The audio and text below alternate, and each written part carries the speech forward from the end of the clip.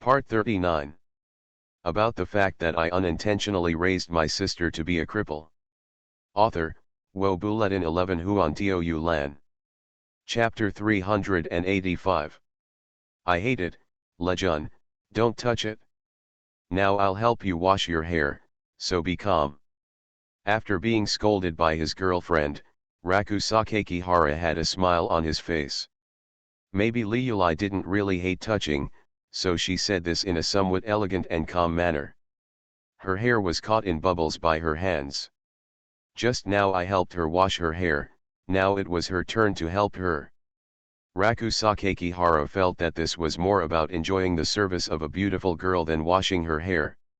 You don't have to do anything while sitting on the stool, just close your eyes and feel the warmth of the hot water rushing down your head. The sound of water stopped, the shower head was hung up, and Amamikururi stood behind Sakakibara Raku, drying his hair from side to side with a clean white towel. Luli seems to like taking care of people. Have it? Of course. You always stare at my collar when you go out. When you come home, you also look at the corners of my clothes to see if there are any wrinkles. Sometimes I come back late and haven't cooked. Isn't that right? Will you cook the food and wait for me? Every time I see you leaving a large table of dishes untouched just to wait for me, I feel a little sorry. Amamikururi smoothed the hair on the back of Sakakihara Raku's head and responded to him. Won't Lejun also wait for me or Kiu? Aling will also wait. Unless they tell themselves how long they will wait before they can come back, Lejun won't wait. Didn't I learn this from Lejun? Sakakihara smiled, put his hands loosely on his knees and said. In the past, I would think that if you want to eat, eat it while it's hot. There's no reason why a family should wait until we get together. Then why does Lejun think it's better to wait for someone else now? It's hard to say. I think it's probably because of Ailing. When she first started working as a voice actress, she was very busy every day. She wouldn't go home until she was exhausted. Every time she went home, her food would be cold. When I see her sitting alone at the dining table eating cold food, I feel that she is quite lonely. Sakakibara turned around and looked at Amamikururi, who had just hung up his towel and only had a bath towel on him. At that time, I would feel that it would be better as a family member to accompany her to eat. After all, she is so tired. As an elder brother, I should also take more care of her. Then Lejun started cooking for her every day. The hot water in the bath has been put in, and the bath towel on Tianhaijuli Yuli slipped down to her feet as white as jade. Sakakihara smiled and admired it, and he found that Liuli was not afraid of looking at her now. After all, besides studying, this is all I can do, and my future life plans have to go to college. Sakakibara stood up, came behind Liuli, put his arms around her slim waist, put his head on her delicate shoulders, turned to look at her side face, and blew hot air in her ears. Said. It was originally arranged like this. I also plan to get a better job through my own efforts and buy a new house for Aling and everyone in the future. But as a result, my mother remarried my uncle and you are here. The hot wind tickled her ears, and someone was hugging her waist from behind. Tianhaijuli Yuli felt a little embarrassed. So Lejun lost his goal because his father bought a new house and Auntie and Suzuchan no longer have to worry about food and clothing. You can say that. Sakakihara held Ruri's little hand hanging next to her tender white thigh and guided her towards him. So. Liuli and I are the same. Do you feel it? How is this the same?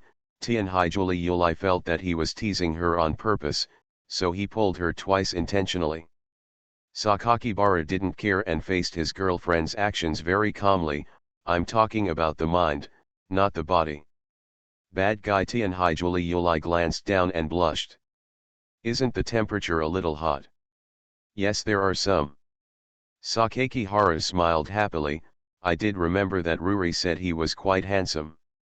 Well, Tianhaijuli Yuli became more energetic at this time, admitting it matter-of-factly, he is a bit handsome, mainly because Lejun looks very energetic. Luli, don't keep pulling. Does it hurt? It doesn't hurt, it just hurts. Tianhaijuli Yulai still didn't understand what he meant, so she looked at him resentfully and took the initiative to let go of her hand. When his girlfriend let go of her little hand, Sakakihara felt quite uncomfortable. Don't want to. Don't want. Why?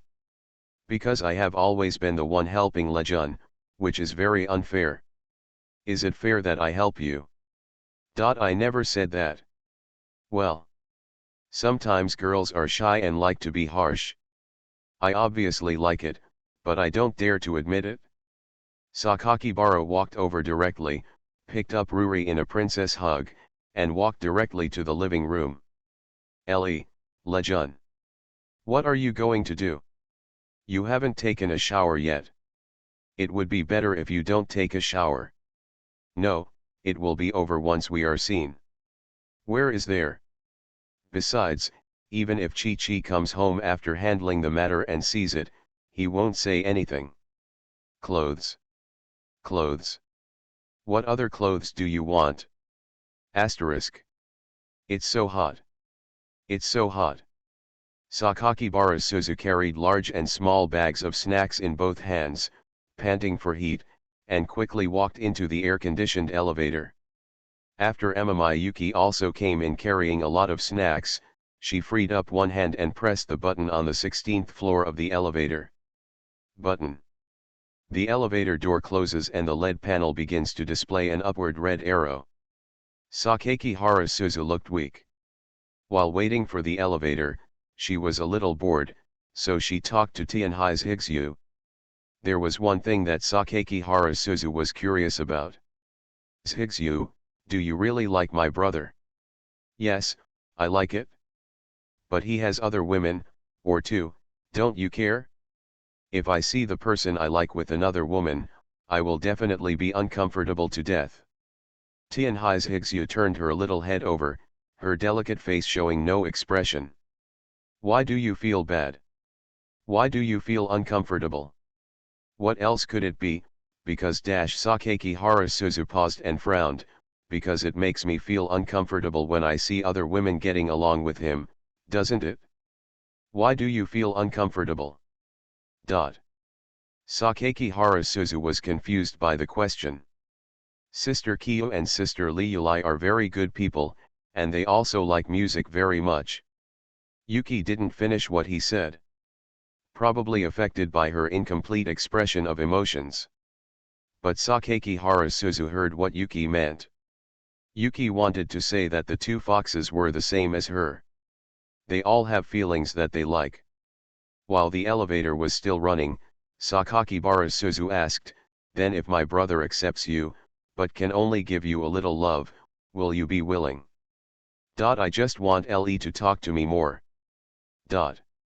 Yuki is very innocent, and her feelings are also very pure. She just likes her brother. Higsu can be satisfied just by talking to my brother more often.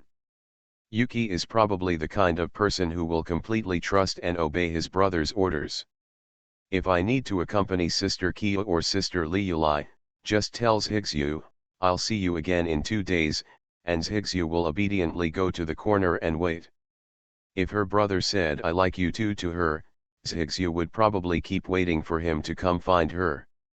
At that time, the snow was like a robot that waited in the snow until it decayed after being ordered to do so. No matter how eroded the wind, snow, and cold were, she would still wait silently. Isn't this just another July? But it was July in my childhood. No wonder Sister Kiyo is so kind to Yuki. Their feelings are mutual. The elevator reached the 16th floor. The two of them walked out of the elevator carrying various snacks. Arriving at the door of the house, Sakakihara Suzu took out the key. Just as the two of them had agreed before, the opening of the door was light and steady. In order to prevent the brother inside from hearing the noise, Sakakibara Suzu also asked Amamai Yuki to put snacks at the door of the house to prevent the plastic bags from making noise. Although it was Yuki's idea to surprise my brother. But Sakakihara Suzu was still happy to do it. As his sister who has been with him since childhood, Suzu Sakakihara knows how boring his brother would be if he were alone at home. Every time I came home from work during the summer vacation, he would greet me enthusiastically. Why? It's not because I'm afraid of being lonely. Yuki was right about this. Ring Tianhai's Higsu lowered her voice. Huh, Sakakihara Suzu quietly unlocked the door. When the door opened, the spacious entrance hall came into view. What will Lee be doing at this time? What else can he do at home alone? Just watch TV. The weather is so hot now, and he definitely doesn't want to exercise. He is probably lying on the sofa now, thinking about who will come back first. Suzu Sakakihara smiled playfully and patted her chest, which did not rise and fall. But since we came back early to accompany him and bought him snacks, he will definitely be very, very happy. Ellie loves surprises. That's for sure. No one has ever given him a gift before. I gave him a hand cream, and he didn't know how happy he was.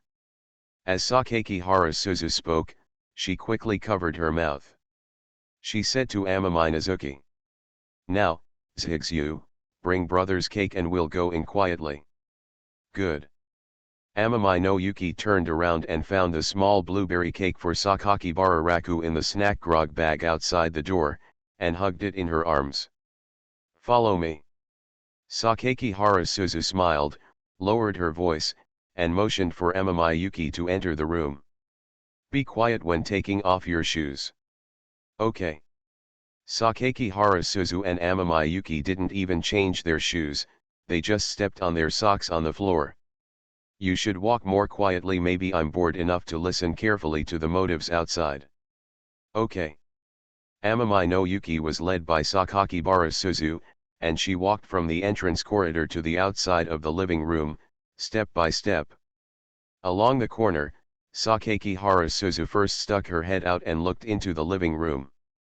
The TV is on, the curtains are open, and the sunlight in the living room is very bright. Scratching the corner of the wall, Sakakibara Suzu and Amami Yuki could hear the sound of the variety show on the TV. Where's Raku? Amami no Yuki asked Sakakihara Suzu's head above her. You didn't see it? It's over there. Sakakibara Suzu, who was lowering her body, pointed at a head exposed on the back of the sofa. Sakakihara's hands were resting comfortably on the edge of the sofa, facing the big TV, as if he was sunbathing in Hawaii. Very casual.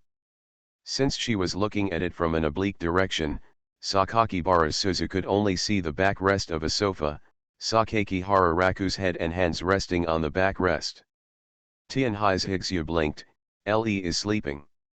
Sakakihara Suzu felt a little strange, and muttered, how can you sleep like this? Most likely, you are happy watching TV, so you are enjoying it so much. Oh, no matter what, we walked over quietly, and we agreed to have a surprise. Good. Follow me and be quiet. Good. Sakakihara Suzu and Amami Yuki lowered their pace, squatted along the corner, and sneaked over. They came to the back of the beige sofa and saw the head on it. The two girls buried their heads together and began to discuss. Sakakibara Suzu said to Kono Yuki, who also bowed her head in front of her and was close at hand. When I say 3, 2, 1, we will put our hands on my brother's shoulders together and give him a surprise. Do you understand? Tianhai's Higsu nodded repeatedly. Then I'll start counting. Sakakihara Suzu held out 3 fingers. 3. Sakakihara Suzu stretched out 2 fingers. 2. Sakakihara Suzu held out a finger. 1. With the last countdown, Sakakibara Suzu stood up instantly. The moment she stood up, she immediately put her hand on Sakakibara Raku's left shoulder. Haha. Brother. Surprise. I knew you were bored at home alone, so me and Zhigsu. The sound came suddenly. Because Sakakihara Suzu suddenly discovered that there was no clothing on her brother's shoulders. When she put her hands on them, she only felt the slippery feeling of skin contact. But that's okay. What really made her suddenly speechless? It's because there are two people looking at me at the same time. One was Raku Sakakibara, who didn't realize what was happening. The other one was Tianhai Yulai, who had not yet reacted, half kneeling in front of the sofa with something in his mouth. You look at me, I look at you, the three of them are looking at each other near the sofa in the living room. The air solidified. After Sakakihara Suzu saw the scene in front of her clearly, her pupils suddenly narrowed, and then she swallowed. Surprise. Amami Yuki, who was slow to react, finally raised her head from behind. She spoke as if she were reading, and put her hand on Sakakihara Raku's other bare shoulder. Amami Kuruori, who was sitting in front of the sofa, clearly saw it. After Sakakihara was stunned for a second, he stiffly turned his head and saw Amami Yuki on the right. Now, from the perspective of Amami Kuruori, Amami no Yuki and Sakakibara Suzu are like guardian angels, both standing behind and putting their hands on Sakakibara Raku's shoulders. Dot. Dot. Dot. The three of them were speechless. The air conditioner in the living room is blowing. Variety shows on TV feature the laughter of comedians. There was silence everywhere, and no one spoke first. Only Tianhai's Higsu asked curiously after discovering that there was an extra person in the house. Why is Sister Liulai at home too? And why are you kneeling on the floor? Dot. About the fact that I unintentionally raised my sister to be a cripple. Author, Wo Bulletin 11 Huan Tou Lan. Chapter 386. Sakakihara Raku thinks it is necessary to make one point. He had absolutely no idea that Aling and Ji Shui would come back at this time. According to their arrangements, today they were going to watch a movie on the set around 5 o'clock. Calculating the time, it's early to go home at 7 o'clock. It's finished now. Totally screwed. Sakakihara closed his eyes silently, raised his head and looked at the ceiling. There is quite a lot of sunlight in the living room. It was enough. He felt as if he had gone to heaven. Dot. Sakakibara silently grabbed the small blanket on the sofa nearby and handed it to Amami Kuruori, who was still in a state of shock. Amami Kuruori first saw Sakakibara Suzu and Amami no Yuki behind the sofa, whose eyes had not moved at all. Then, in a daze, he saw the small blanket handed over by Sakakibara Raku. Her face began to turn red, her eyes became evasive and she did not dare to look directly, and her lips were slightly clenched. Then, he immediately covered his face with a small blanket. Ha ha. Ha ha. Actually, Zhigzu and I want to give you a surprise, ha ha. Sakakihara Suzu said awkwardly, her cheeks were also red, and her two little hands were involuntarily pulled together in front of the skirt. After looking at it for more than 30 seconds, she realized that she needed to turn her head to the side. Now her mind is filled with the scene she just saw, Liulai's half-kneeling sister, her belly exposed, and her handsome brother. She is 16 years old, of course she can understand what this is. Isn't this just brother showing affection to sister Liulai at home? Ha ha ha ha ha. Actually, it's not that strange, is it? After all, they are boyfriend and girlfriend. That's right, there's nothing you can do if you're a boyfriend and girlfriend. It is reasonable for this kind of thing to happen. Calm. Sakakihara Suzu, you must calm down. Don't speak yet, wait until brother makes any move or has something to say. Ah, Aling. Sakakihara Suzu responded intermittently. Why are you and his Higsu back so early today? Hearing Sakakibara Raku's friendly inquiry, Amami no Yuki discovered that Sakakibara Raku had covered his thighs with a radish doll placed on the sofa. I want to give Raku a surprise. Amami Yuki blinked and answered for Sakakibara Suzu, her eyes motionless looking at the place where Sakakibara Raku had just covered. What did Yuki say? Sakakibara Suzu really couldn't hold on any longer. When she heard Minazuki's immediate answer with almost no hesitation and some innocence, her expression really couldn't stand up anymore. Even if she didn't look at her brother's expression now, she could still imagine that his forehead was tense and he had to pretend to be a calm, gentle and good brother. Brother, he must be angry, right? Brother, it must be more embarrassing than being hit by him, right? I'm embarrassed too. Kinzi Shui still wanted to answer, of course. Ah hey hey hey. Yuki. Please don't answer in a childish tone, okay? I will really be beaten to heaven by my brother later. As expected, Minazuki's answer also made Sakakibara Raku's voice become much duller. It turns out, it's a surprise. It's quite a surprise. Please excuse me and ask, who came up with this surprise? It's a bell. She couldn't hold it any longer. Sakakibara Suzu really couldn't hold it any longer. She was so desperate.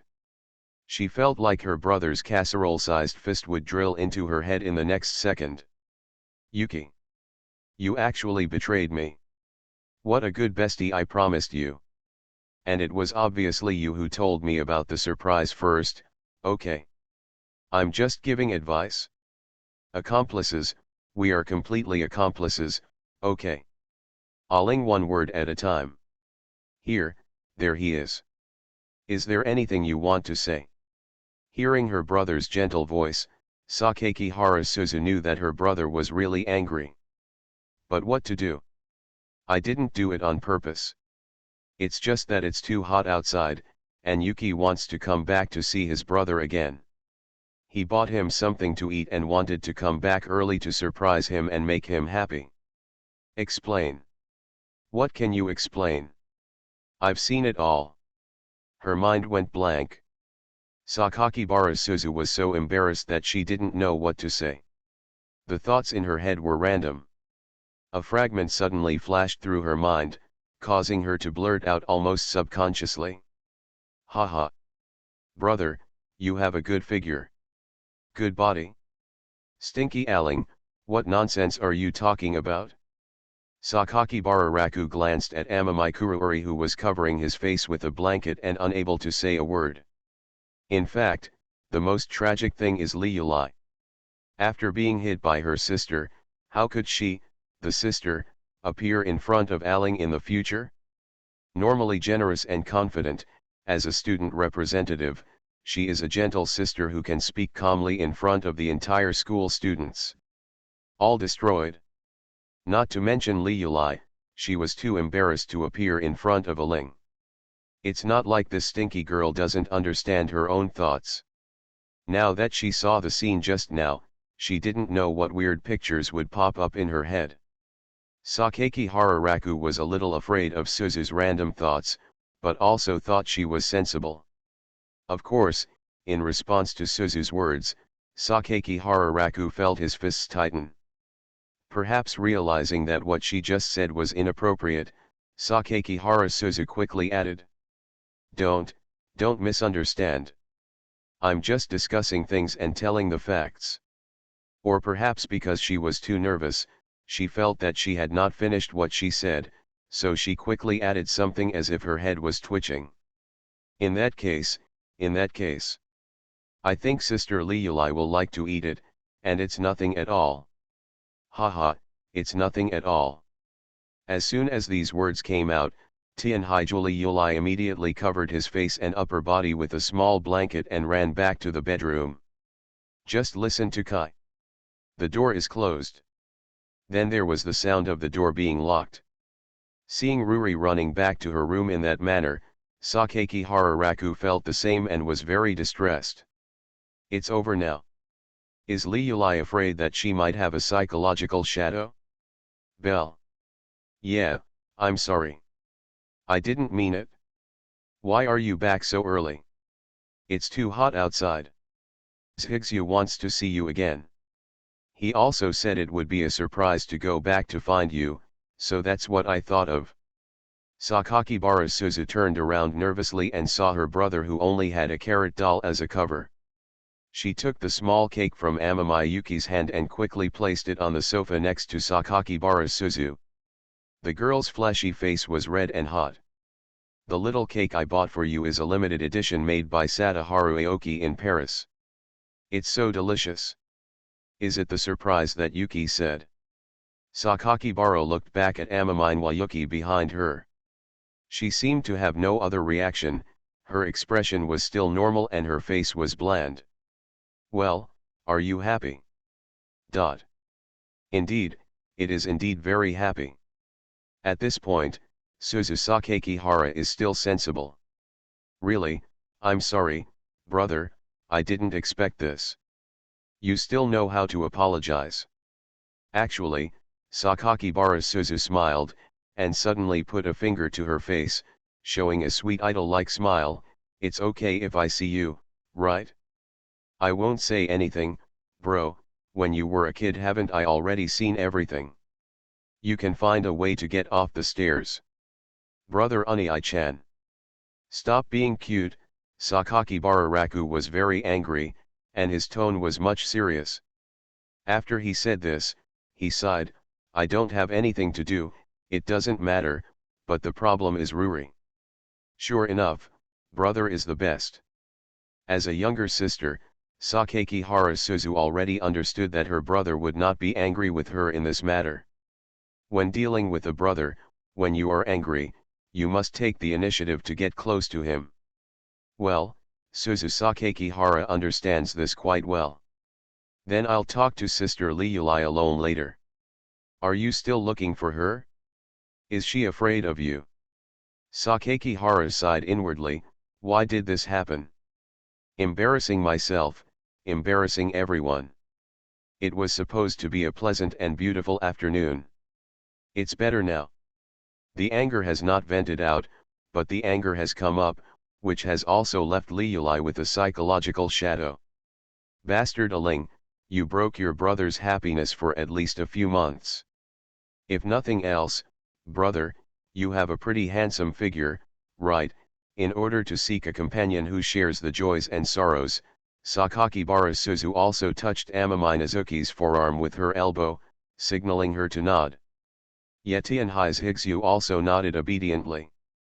You two are really a living treasure. Sakakihara Raku has nothing to do with these two sisters. He had an indescribable feeling in his heart.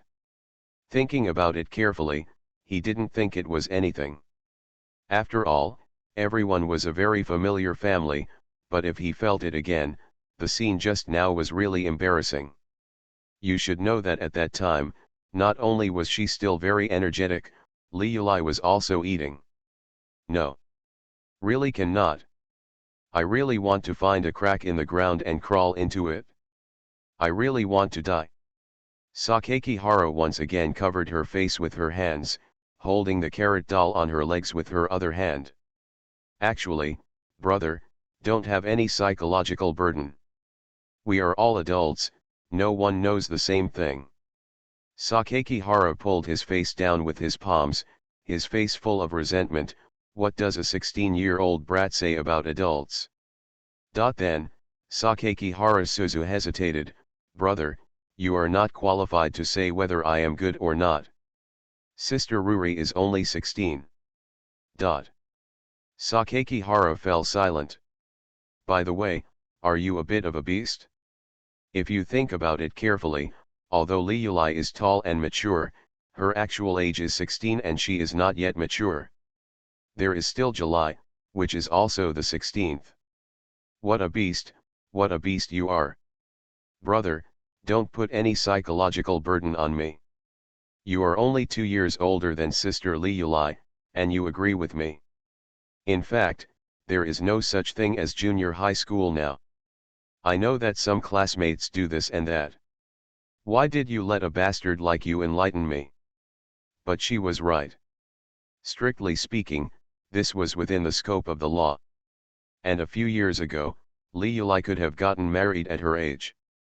In Japan, it's nothing. Oni-chan, don't be angry, Zhigzu, and I apologize to you. Amami no Yuki, who was poked in the arm twice more by Suzu Sakakibara, was a little confused, but she still said I'm sorry. They all apologized and seemed sincere. Even if Sakakibara wants to be angry, his anger has dissipated a lot. Bring my clothes over here. I'll try to talk to Liuli later. You guys should follow me. Yes. My lord. Amami no Yuki saw Sakakibara Suzuki's running into her brother's room, and then turned her attention back to Sakakibara Raku's naked upper body. Asterisk. When I returned home from the subsidiary where I invested, it was almost 7 o'clock. Every time I go to a company as an investor, I will receive some questioning looks. Tianhaichi Minjiu understands that this is due to the surprise and doubts about her age from those corporate employees. Although she has tried to dress herself up as mature as possible and her makeup is closer to that of a woman in her 20s, she still looks like an 18-year-old. A girl of about 10 years old. Those guys were very perfunctory at first and were not lazy in their work reports. As soon as he heard that his surname was Tianhai, he immediately changed his attitude of being attentive and doing everything meticulously. Tianhaichi Minjiu hates this kind of people. If this attitude can be brought to work, it will not lead to the current staleness of the company.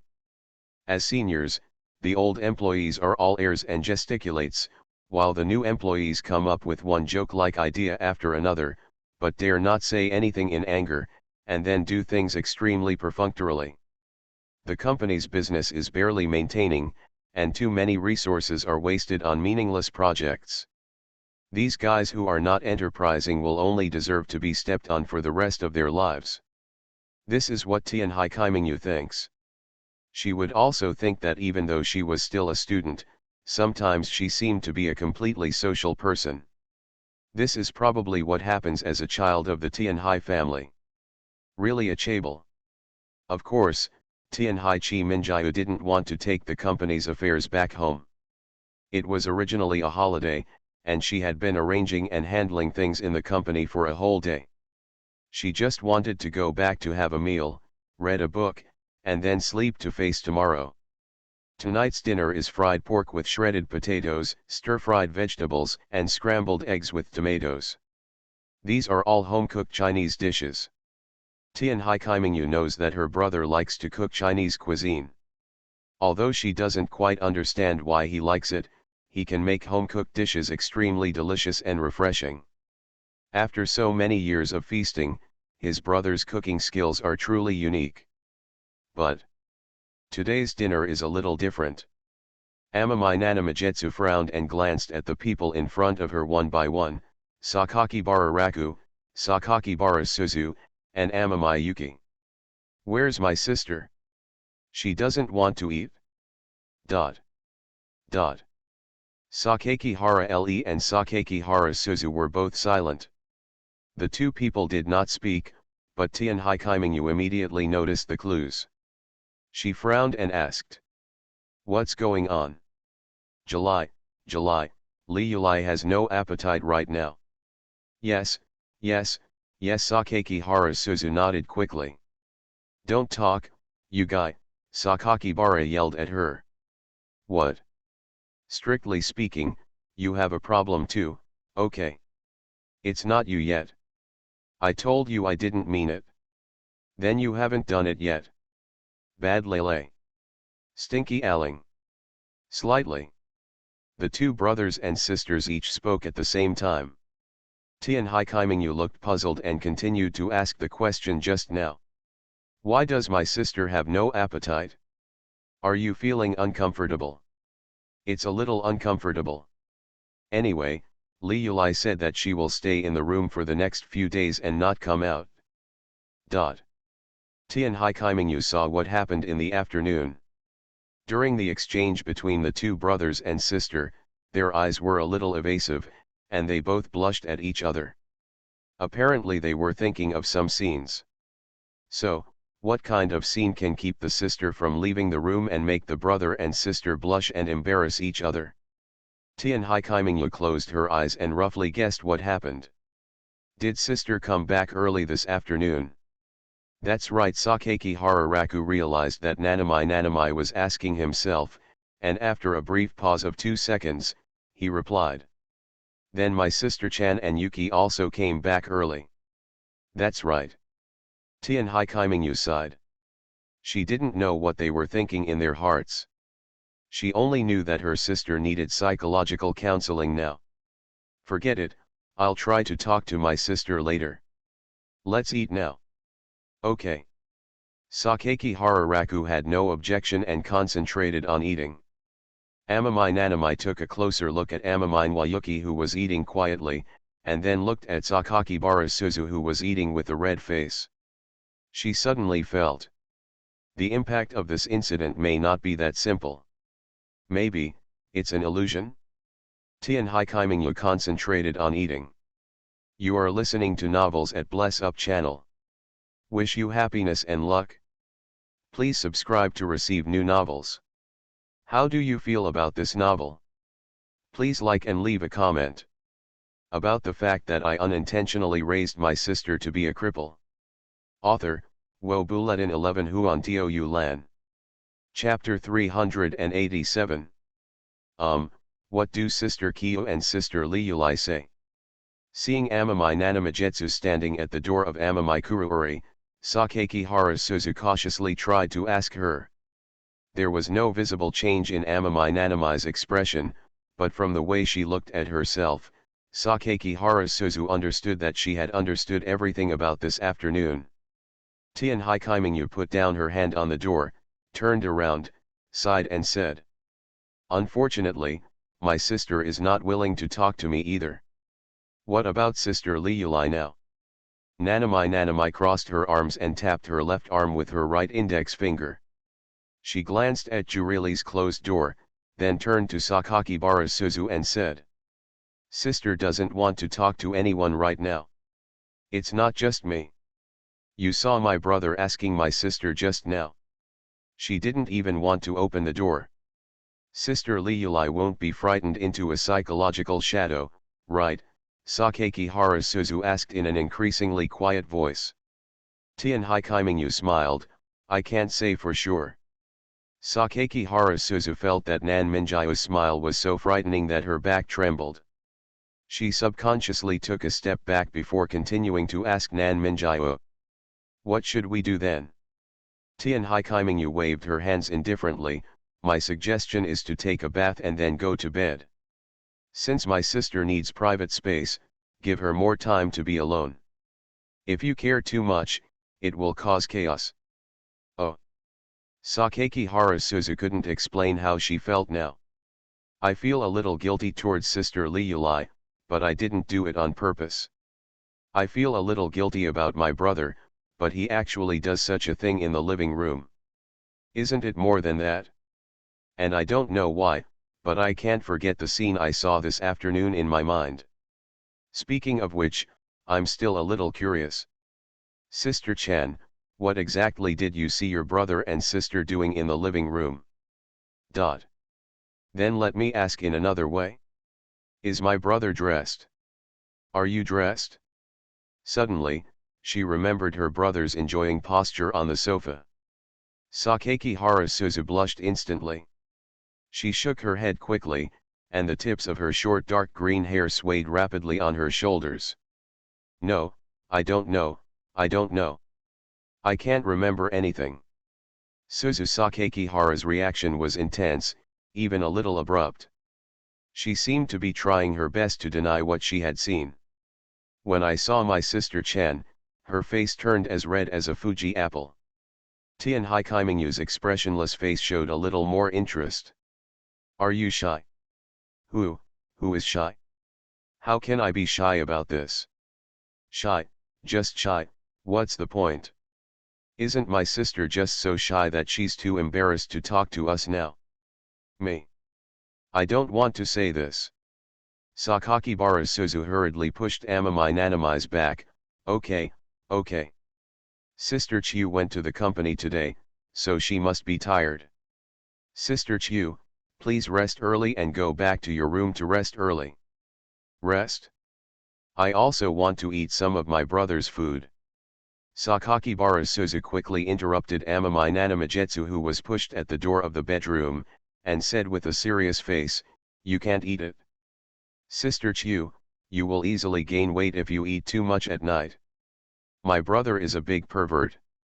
If you gain weight, he will definitely do it in the future. I don't love you as much as I do my sister Ailiyulai. Well, good night, sister. Have a sweet dream." After saying that, Sakakibara Suzu didn't give Amami Nanami a chance to speak. Crack. He directly pulled the door of her room shut. Call. Sakakibara Suzu leaned her back against the wall and breathed a sigh of relief. Although she didn't know why she breathed a sigh of relief. Sakakibara Suzu put her hands on her heart for a moment, then quickly covered her face with her hands. She found that her heart was beating violently and her face was red and hot. This feeling is honestly so annoying. Sakakibara Suzu felt that the scene of the afternoon was still lingering in her mind. Calm. Sakakibara Suzu, you must calm down. Calm down. The weather was extremely hot, and the air conditioning in the living room and bedroom corridor was not enough. She was in a restless mood and the air was stuffy. In such an environment, Sakakibara Suzu felt as if she had a cold all over her body.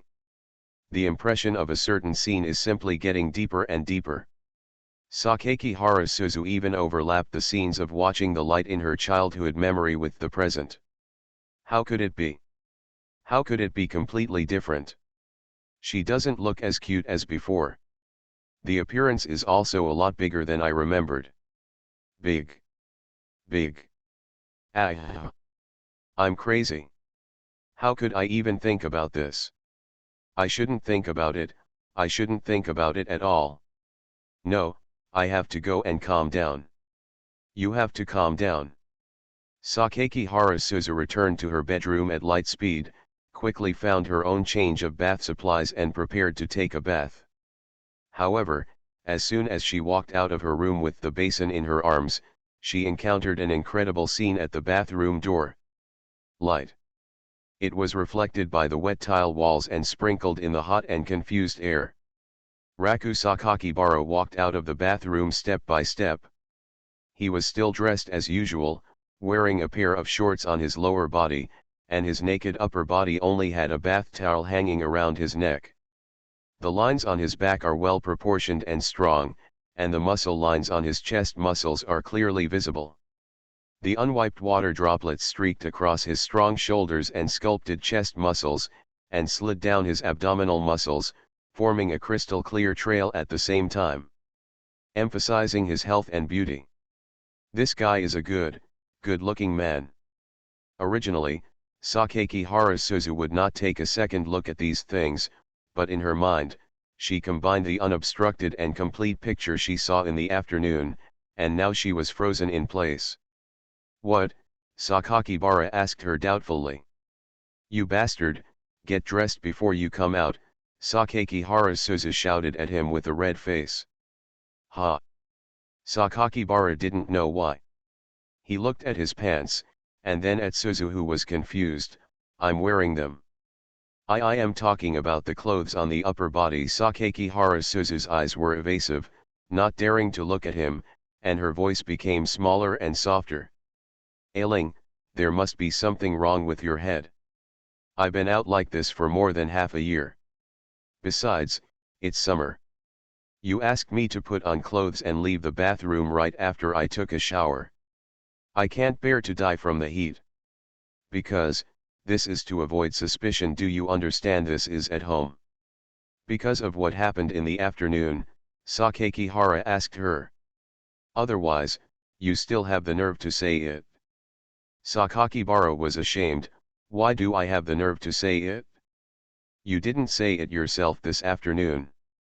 You already looked at me when you were a kid anyway, so it doesn't matter at all. Huh? Ha ha.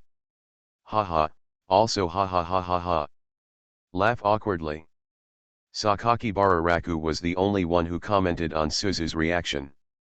But he could understand Ailing's weirdness. After all, he had no shame in going to see Ailing when he encountered something embarrassing like that in the afternoon. He felt that his image of a good brother was completely destroyed in Ailing's mind. How will she call herself in the future? Crazy? The ultimate pervert? These titles are really jarring, and to some extent, they are half a fact. Sakakihara chose to decisively avoid this embarrassment and go back to his room. Halfway through, I met Tianhai's Higsu, who was leaving the bedroom. Happy? What? Sakakibara Raku found that Amami no Yuki was looking at his chest and belly with the same eyes as Suzu had just seen. How handsome! Really? Raku Sakakihara smiled at her and touched her head. Thank you. Besides, Ailing is going to take a bath. Zyuki, you can go with her. I'll go back to the room to rest for a while and wait. I'll make some midnight snacks. Okay. Upon hearing that there was a midnight snack, Tianhai's Higsu nodded obediently. Then I'll go back to the room first. Good. Sakakibara Raku left, and Sakakibara Suzu personally watched him go back to the bedroom. Ling, let's take a shower together. Tianhai's Higsu. Yeah, let's do it together. After washing each other's hair and giving each other a bath, Sakakihara Suzu tied up Amami Yuki's long hair, wrapped it in a white towel, and got into the bathtub with her. Amami Yuki is on the left and Sakakihara Suzu is on the right, with their backs against the wall of the bathtub. The hot water was quite warm, so hot that Sakakibara Suzu sweated on her forehead. She raised her head and looked at the steamy light in the bathroom, feeling as if her consciousness was floating in the sky. In fact, she was a little absent-minded from the beginning. What happened in the afternoon was very embarrassing. But there's no need to let it linger in your mind like this, right? Then I remembered the way someone just walked out of the bathroom with his upper body naked. Sakakihara Suzu took out her mobile phone that she had placed beside the bathtub earlier and found her good friend Sakai Chitano. Tiano-chan, are you there? I have something to ask you. Do you think my brother is handsome? Sakakibara Suzu raised her phone to the sky, but she didn't expect a reply after 2 minutes. Don't Suzu-chan know how popular Sakakibara-kun is among girls? If everyone didn't know that Sakakibara-kun's girlfriend is Ruri-san, many people would definitely express their feelings to Sakakibara-kun. The reason why Suzu Sakakihara asked Tiano was because she knew that Tiano didn't like to be in contact with boys. Of course, the average girl knows how to evaluate someone. If even Tiano gives a good review, then that guy is indeed handsome. I know, but I want to know what my brother is like in your eyes, Tiano. There was obvious hesitation on the other end of the phone for a minute. Sakakibara-kun, you exercise well and have a good figure. Not only everyone says so, but I also think so. Tiano thinks so too, Sakakihara Suzu quickly typed and asked. No, it's not that I like Sakakibara-kun, I'm just saying it matter-of-factly. Just say it, Suzu-chan, don't be angry. Angry? Why are you angry? But Sakakihara Suzu finally understood that this guy was indeed handsome. After chatting with Tiano for a few more times about daily life, Sakakihara Suzu put the phone back to its original place. Through the rising mist of hot water, she saw Tianhai's Higsu sitting opposite her and taking a bath in a daze. It seems that Yuki also said that this guy is handsome. Sakakihara Suzu called her quickly, leaned over, and asked. Yuki, did you just say that my brother is handsome? Yeah. Tianhai's Higsu nodded. What's so cool about him? He looks handsome everywhere. He has a good figure and looks good. Well. After all, he exercises every day. Since girls all think that he is very beautiful in appearance, his reaction just now is not surprising, is it? So it's okay to blush a little or even think about it all the time. Right? Nothing. Nothing at all. I am normal. Just when Sakakibara Suzu was so relieved that she was about to fully enjoy the comfort of taking a bath, the bathroom door was suddenly pushed open, and Sakakibara Suzu subconsciously covered her chest. But after discovering that it was Tianhai Kaimingyu who came in, he breathed a sigh of relief. Amami Nanamajetsu naturally took off her clothes and unhooked her bra, making Suzu Sakakihara feel very embarrassed. The bathroom was foggy and the vision was hazy. "I thought I heard you talking about someone just now." "No. No," Tianhai Chi Minjio combed her long flaxen hair with both hands. She picked up a comb and straightened her long hair, while looking at Tianhai's Zhigzhu, "Can you tell me what you and Ling were talking about just now?" "Good. Ling is asking me about Le very handsome things." "Yuki," Sakakihara Suzu quickly covered Amami Nazuki's mouth. Tianhai Chi Minjio put down her comb, walked on her long white legs, and sat on the small stool next to the bathtub. "What's the matter? I really don't want to praise that guy to his face, but that guy is really good looking. Of course, he has a better figure. It's also thanks to the fact that he likes to exercise." So, Sakakibara Suzu lay on the edge of the bathtub and looked at Amami Nanami Mingzuki, who was washing her hair. "Kyoja's sister also thinks my brother is handsome." Tianhai Kaimingyu closed her eyes and evenly applied shampoo to the hair on her shoulders. "I won't say it in front of him, but now it's okay to say that he is indeed handsome. This is not because I like him. And with the extra filters, I'm just being realistic. This is another piece of evidence." Sakakihara Suzu was relieved. "It seems that there is nothing wrong with me, but that it is just the fact that I can think randomly, and there is nothing wrong with it at all." Tianhai Kaimingyu spent more than 10 minutes cleaning her hair, tying it up and wrapping it in a white towel. Then she buried her legs and sat in the same bathtub with the three of them. The bathtub at home is quite big, but it can't accommodate 3 people in it at the same time. The 7 bright moons in the sky made the snow in the sky rise, sit on him, and lie in his arms. "Sister Kyo is so big." Tianhai's Higsu turned around. Really, Tianhai Kaimingyu didn't care about her actions. "Well, there is no bell." Although she is seeking truth from facts, Sakakihara Suzu wonders why she has such a headache. Maybe this is the sadness of a beautiful girl? She must be too cute, so God deprived her of some of her female characteristics. It was the first time the 3 of them had taken a bath. Sakakibara Suzu had no energy to be angry at this moment, so she didn't bother to retaliate. But Chi Minjio and Zhigzhu started chatting, focusing on what happened this afternoon. Tianhai's Zhigzhu said everything word for word. "What are sisters Lihi and Liuli doing?" "Playing games." Tianhai Chi Minjio supported her head with her hands and rested her elbows on the edge of the bathtub as she answered Zhigzhu's question slowly. Sakakihara Suzu was listening and remembered that scene again. Then at this association, her cheeks turned red for no apparent reason, and she even hugged her legs. She was so embarrassed that she wanted to bury her head in the water of the bathtub. After Tianhai Kaimingyu heard what had happened, her expression did not change at all. This allowed Suzu Sakakihara to capture this detail keenly. "Sister Kyo, I have a question." Sakakihara Suzu buried her face between her knees and asked in a low voice. "Say it." "Sister Kyo, why didn't you react at all after you found out? Shouldn't you be unhappy? About this, when we were having dinner on my father's birthday, you understood the attitude of my sister and I, right? We're not happy if we find out, but we don't take it too seriously." "What's this?" Sakakibara Suzu immediately replied, "That's just that kind of thing." "That kind of thing? Can you tolerate it after knowing about it, Sister Kyo?"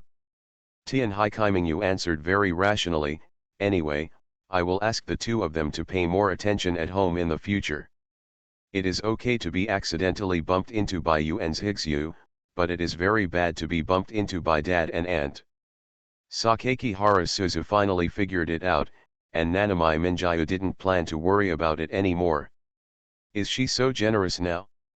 How outrageous does the relationship between the three of them have to be, so that they can remain calm after knowing such things? Sakaki Harasuzu couldn't imagine it. Sister Chan, are you wondering where my relationship with my sister and someone has progressed? Sakaki Harasuzu paused for a second and found some clues on Amami Nanamayu's unusually delicate face with her hair tied up. She asked tentatively and cautiously. Did. Tian Haikimingyu nodded. Seeing this, Sakaki Harasuzu felt inexplicably uncomfortable. Who? Sister Chan, I'm afraid I can guess it myself now. There was another moment of silence. Nanami Nanamayu went to see Sakaki Harasuzu across from her. Do you feel uncomfortable? No. That's right. Originally, there is, but after going through so many things, I still don't know what the relationship between you will be like. We are already taking wedding photos together, what else can we do? Sakaki Harasuzu couldn't explain her feelings, and she didn't seem to feel anything after finding out. My relationship with him is still the same. His relationship with the two foxes is still the same. For myself, nothing has changed. However, through Nanamiji's nod just now, Sakaki Harasuzu remembered what happened in the afternoon again. She asked Nanamiji very embarrassedly. Sister Liulai. Why would you be willing to do that kind of thing? Tian Haikimingyu's delicate eyes glanced over, this afternoon. Sakaki Harasuzu blushed. Unfortunately, I can't answer this. Why? Because Sister Chan doesn't understand. Why do you just say that I don't understand? Because Sister Chan is still a child. Sakaki Harasuzu was unconvinced, very unconvinced, and said with a puffed face, who said I am a child? I am not a child, okay. It looks small no matter where you look. That's too much. Sakaki Harasuzu was angry, but not really angry, just a little dissatisfied with Nanami's failure to answer her question. She also understands the sensitivity of the issue. Seeing Nanami's face, her neck, and her collarbone exposed above the water, Sakaki Harasuzu was suddenly very curious, especially curious. What does it feel like? What does it feel like? Sister Kyoyu, you know what I'm asking. The topic between the two deliberately avoided Tianhai's Higsu.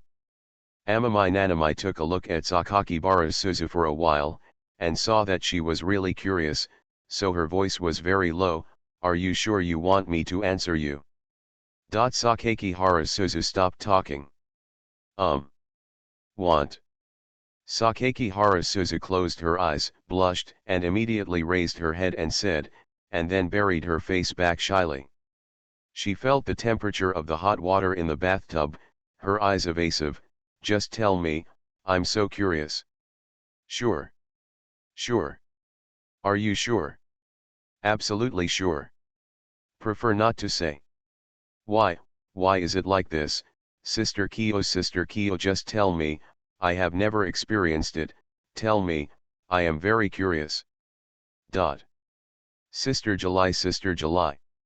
The 7 bright moons in the sky and sea remain unmoved. But he couldn't stand it. Sakaki Harasuzu rubbed her ears hard and coquettishly for more than 10 minutes, and even pulled her hand. So I had no choice but to sigh. You asked for it yourself, I don't want to say too much.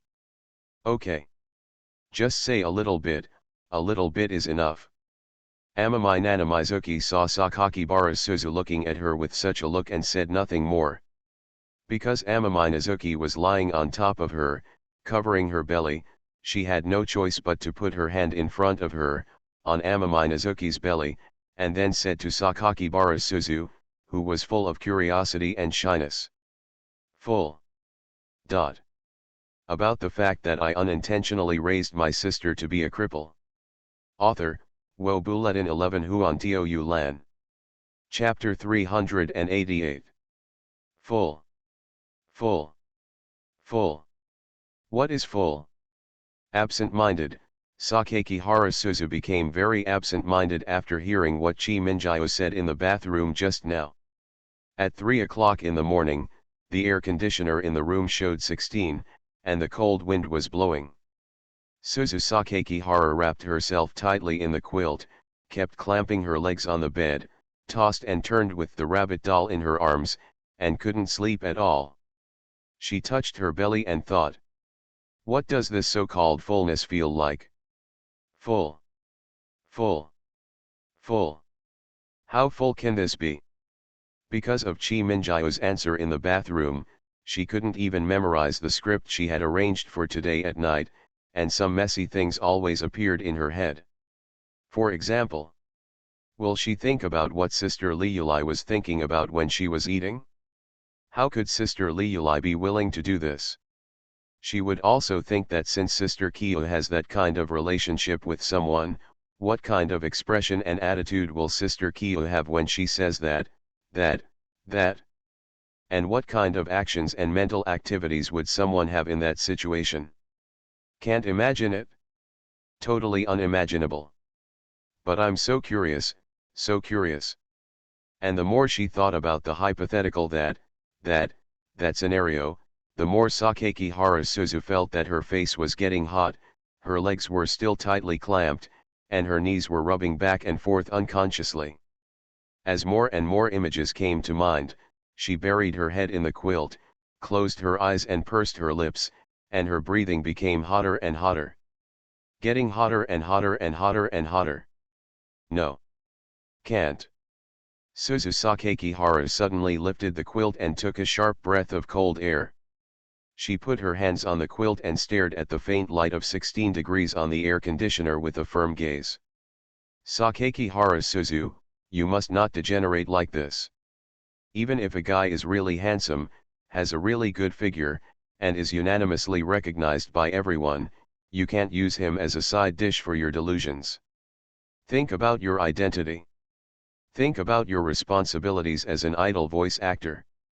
How could a cute, perfect, invincible, perfectly lovely angel girl do such a thing? That's right, absolutely, absolutely not. I would never do it myself. No problem, Sakakihara Suzu. You are such an outstanding angel girl.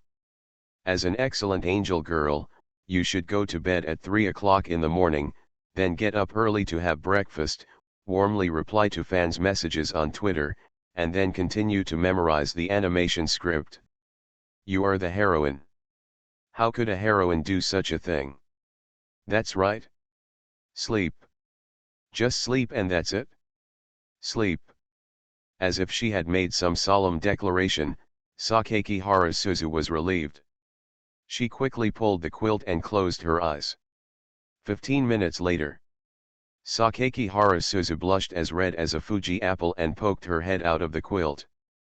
The air conditioner was still blowing out 16 degrees cold wind, and the girl's forehead was covered with sweat. She breathed in the cool air in the room, her mind was empty, and she stared at the ceiling with dull eyes for a while. She is thinking now, what is the so-called life? Is it oil, salt, soy and vinegar, or is it joy, anger, sorrow, separation, and separation? Is it trivial daily life, various emotional ups and downs, or personnel changes? Ah! Suddenly I feel so bored. Life is actually like that. After being silent for a while, Sakakihara Suzu couldn't figure out the question, so she just silently covered her face with the sheet. For a long time, from the quilt covering the girl's head, there was only a muffled sound that sounded like the girl's sobs when she was sad. I've become a fallen angel. I'm too embarrassed to see anyone. Asterisk. Get out of the way, Sister Kyo, get out of the way first. Huh?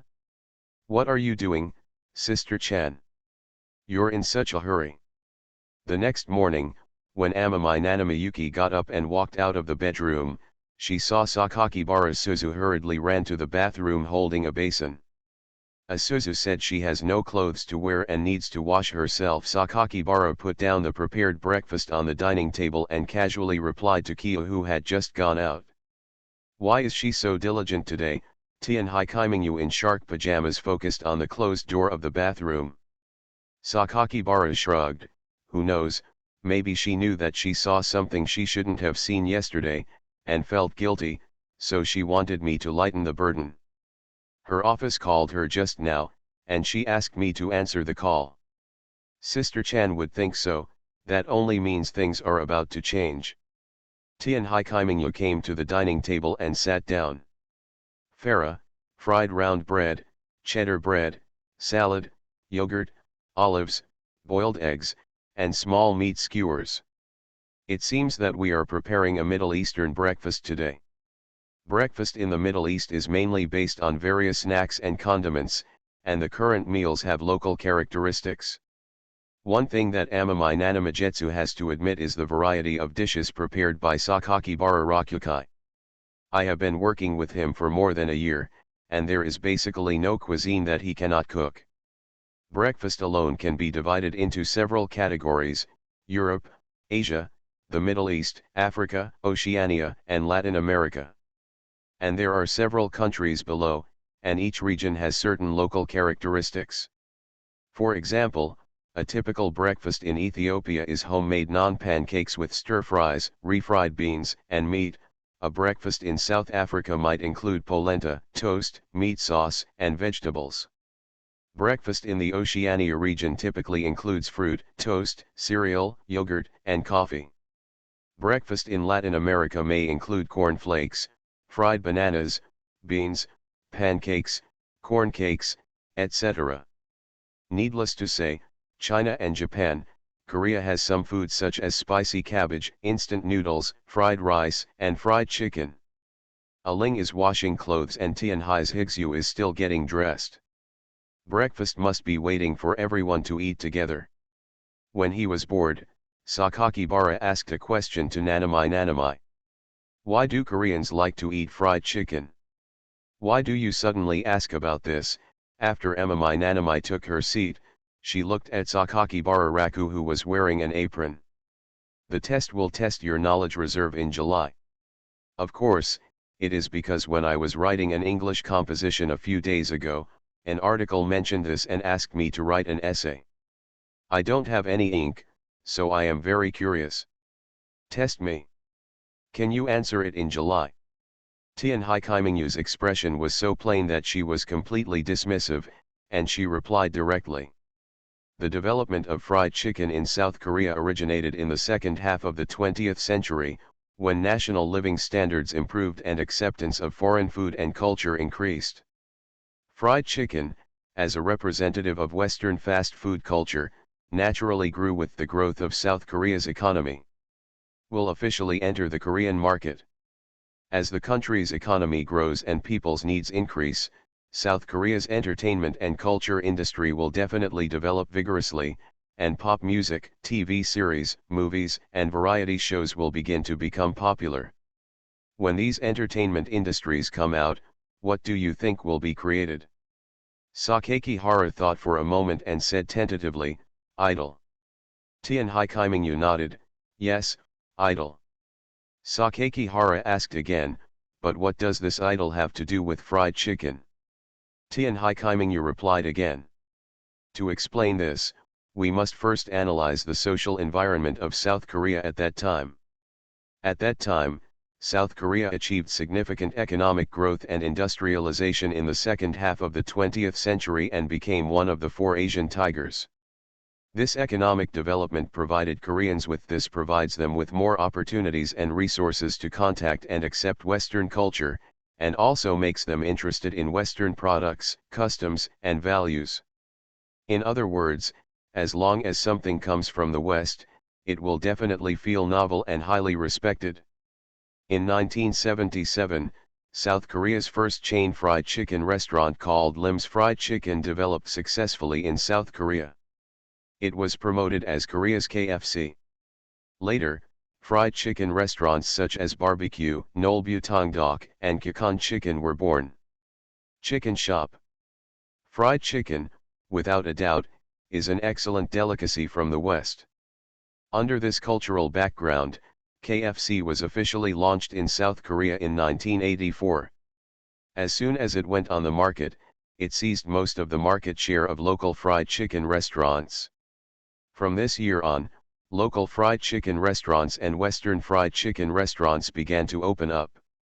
A more intense competitive environment. After hearing this, Sakakibara completely understood what he was talking about and took the initiative to speculate. And because of the rise of film and television culture at that time, these fried chicken restaurants began to use celebrities and idols to promote themselves. Tian Haikimingyu nodded again. Yes, this is the basis for borrowing the celebrity competition market. The key is the financial crisis in 1997, which made many unemployed people choose to open fried chicken restaurants as the simplest and most affordable entrepreneurial project to make a living. And because at that time people in China have to tighten their belts, and chicken is much cheaper than pork and beef, so fried chicken restaurants are springing up like mushrooms after a rain. Then came the 2002 World Cup. South Korea defeated Portugal, Italy, and Spain one after another. People who ordered fried chicken at that time could enjoy fried chicken at the most exciting time, which also brought about a wave of fried chicken craze. The World Cup had just ended. Fried chicken restaurants have also surged from more than 10,000 to more than 25,000. Idol endorsement, cheap, affordable, and delicious. Under the influence of various factors and the era and economic background, fried chicken has emerged on a large scale in South Korea, and something like seasoned fried chicken has emerged. So now Korean fried chicken can spread to Asian countries, and there is such a thing as Korean fried chicken. Chi-Chi can really speak clearly about everything. Amami Nanamijayo suddenly noticed that Raku Sakakibara was smiling strangely, and frowned and asked, "What's wrong with what I said?" "No problem," Raku Sakakibara held up his chin, admiring the frown of his well-educated wife. "I just remembered the phone number of Suzu's office just now. Suzu's agent said that there was a Korean fried chicken in Tokyo. The chain store is looking for Aling to endorse their fried chicken." "Sister Chan, endorse fried chicken? What?" Sakaki Hararaku felt a smile on the corner of Amami Kimingyu's mouth. "It's nothing, I just think it's appropriate to be surprised." Sakakibara smiled and said, "Based on Suzu's status alone, it's quite suitable. But this and Suzu's status as a CEO are incomparable, right?" Tian Haikimingyu is sitting upright, with her back to the sunny balcony. "If my brother can say this, it only means that he has no understanding of my sister Chan's work situation." "How do you say this?" "Brother, you must understand that Sister Chan is now not just a voice actor, she is an idol voice actor. Since she is an idol, she will also have her own business, and it is normal to receive commercials. Don't you know that Sister Chan has been acting like a voice actor recently? Are you diligent in posting updates on Twitter? This is to cultivate fans and maintain your identity as an angel girl." When Tianhai Chi Minjiao said this, she smiled again. Of course, everyone on the internet now knows that the person behind Angel Girl is a foodie. If my sister Chan endorses the fried chicken commercial, it will make everyone happy after seeing it. Anyway, I am looking forward to my sister's headshot appearing on Ginza's shopping street. "I see." Sakakibara suddenly realized that he hadn't found out how Suzu was doing at work for a long time. "Recently, I have been dealing with Kiju's affairs. Since Kiju is much better now, shouldn't I fulfill my promise to Aling to take care of her? I haven't been to her office or company for a long time. I haven't seen her Twitter lately." Well, thinking about it this way, it seems that Aling's proportion in his life has really decreased a lot. In the past, when she had no fans, she pretended to be a die-hard fan and sent her likes, messages, and encouragement every day. At that time, Aling told herself every day how much she had fans supporting her and how happy she was. Now that she has more fans, of course she has stopped doing this. What is the status of Suzu's career now? Sakakibara Raku asked Tenkaichi Minjio. He understood that Kyo had always been taking care of Suzu. Tianhai Kaimingyu took a sip of coffee gracefully and replied in a calm tone, second rate. Not top notch. Is there someone like Yomibi? No, how can a top voice actress be so good? She is just a newcomer who has been in the industry for a few years.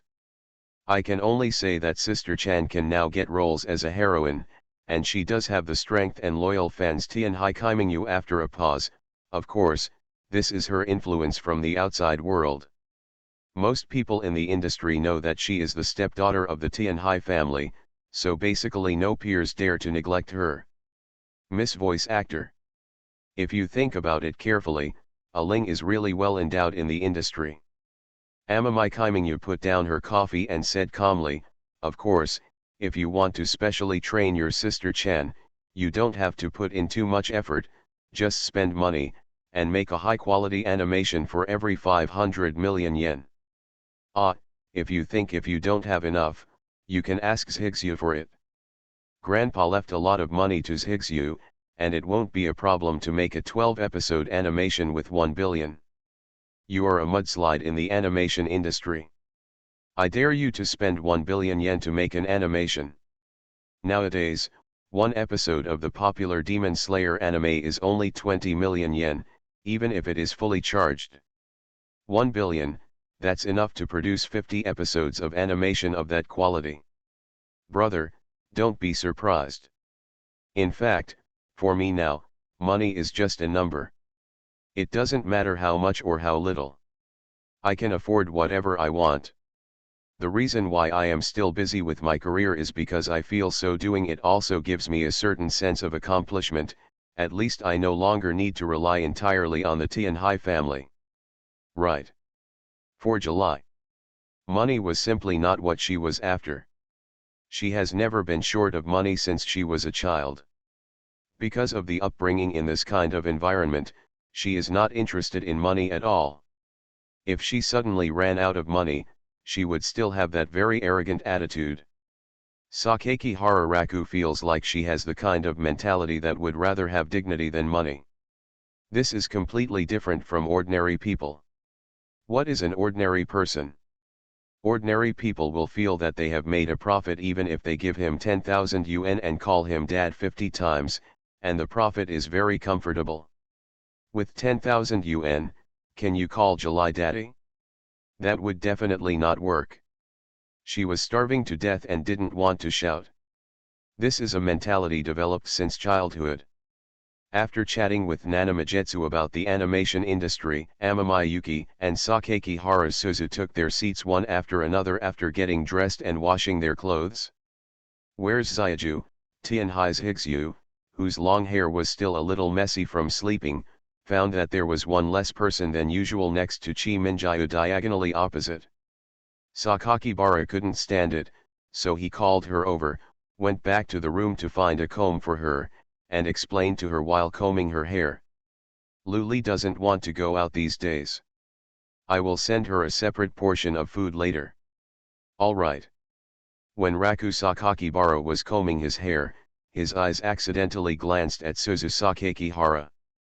Unexpectedly, Suzu Sakakibara immediately averted her eyes, and then hurriedly immersed herself in breakfast. This made Sakakibara Raku feel extremely strange. Do you still care about what happened yesterday? No, Suzu Sakakibara hurriedly replied, and then continued to eat breakfast with her head down, her purple eyes not daring to look at the brother opposite her. I hesitate to speak, and I'm not as shameless as yesterday. Can you blame me? I'm a girl. Girls will be shy no matter what when they see that kind of scene. Girls can be shy, but you are not necessarily shy, Ailing. After saying this, Sakakibara Raku was already prepared to be retorted by Isuzu and then quarrel with her. But I didn't expect it. Unexpectedly, Ailing just said oh. Oh is the word Ailing can you reply to? Weird, definitely weird. Sakakibara Suzu felt uncomfortable being stared at by Sakakibara Raku across from her. She thought of last night again and said hesitantly, you, you, eat your food quickly. Stop looking at me. Do you know that I feel strange when I see you now? Because of what happened yesterday? No, otherwise. Not really. After seeing it yesterday, Sakakihara Suzu was just shy for a moment and didn't pay much attention at all. What concerned her was the delusions that came into her head in the early hours of last night. The pictures she imagined were like spiritual imprints that she could never forget. Sakakihara Suzu wants to slap herself when she recalls all those inappropriate gestures and verbal provocations. You are such a bastard. Actually, to myself. To myself. I'm too embarrassed to say it. Sakakihara Raku didn't know anything at all. He only thought that Suzu had not really let go after accidentally breaking the incident. He doesn't care now. If you see it, just see it, and you won't lose your life. In this case, in order to get rid of the embarrassment in Aling's heart, should I show her the image of a good brother more in front of her? Sakakibara thought this in his mind. And nodded to express his affirmation of his idea. Just do it. About the fact that I unintentionally raised my sister to be a cripple. Author, Wo Bulletin 11 Huan Tou Lan. Chapter 389. Recently. Aling was a little strange. Her eyes were evasive when she looked at him, and her eyes were evasive when he called her to eat. He took the time to make fried ice cream for her and Yuki, but she still looked at him with evasive eyes. In the past few days, Aling not only spoke much softer, she also stopped fighting with herself. Every time she wanted to quarrel with her to have fun in front of boring TV series, Aling would choose to avoid or change the topic. When did the stinky King Aling turn into a shy and weak little girl? Still can't let go of what happened a few days ago? I just saw it accidentally, so this guy Aling won't change his personality directly, right? Sakakihara Raku has been trying to seduce her with games and food to show that he is a good brother who can cook, but she remains indifferent. After Sakakihara Suzu just took one look, she silently closed the door of her room so that no one could open it. Asked her what was wrong, she explained that she still had to carry the script. After the vacation, she not only had to dub a new animation, but also had to participate in the filming of the Korean fried chicken endorsement commercial. She was too busy to take much rest during the holidays. In short, Aling also locked herself in the room. During the 9-day golden holiday, Sakakihara Raku lost two younger sisters inexplicably. Every morning when he wakes up and sees the closed bedroom doors on both sides of the corridor, Sakakihara Raku feels depressed. Originally, he thought he could take advantage of this holiday to sit together and have a lively meal. I didn't expect it. I didn't expect it. There were only 3 people left at one table. It's time for me to go out at the breakfast table. Tianhai-chi Minjia put down the chopsticks in her hand with a hurried expression. Today she had noodles for breakfast, and there was still noodle soup in the bowl in front of her. After eating the noodles in his mouth, Sakakibara asked, "Wait a minute. What are you doing out in July?" "I have things I need to do. Tomorrow is May 5th, and there is an event that requires me to appear in person as the person in charge." "May 5th, what activities can you do?" "Distribute Children's Day gifts to the big kids in your company." "What is May 5th? Amami no Yuki suddenly asked opposite Sakakibara Raku. "Children's Day in Japan." "Oh, I think I did." "Yuki is half a child. It's not impossible to give you a gift tomorrow." Sakakibara glanced at Amami Nazuki's dumbfounded expression, and then looked at Amami Nanamajetsu, who stood up and was about to leave. "Do you need me to make you a lunchbox or something for you to eat for lunch?" This made Tianhai Kaimingyu slightly stunned, and then smiled slightly. "Brother is very like a house husband. Maybe I can consider bringing you along for tomorrow's activities." "It sounds like you are laughing at me."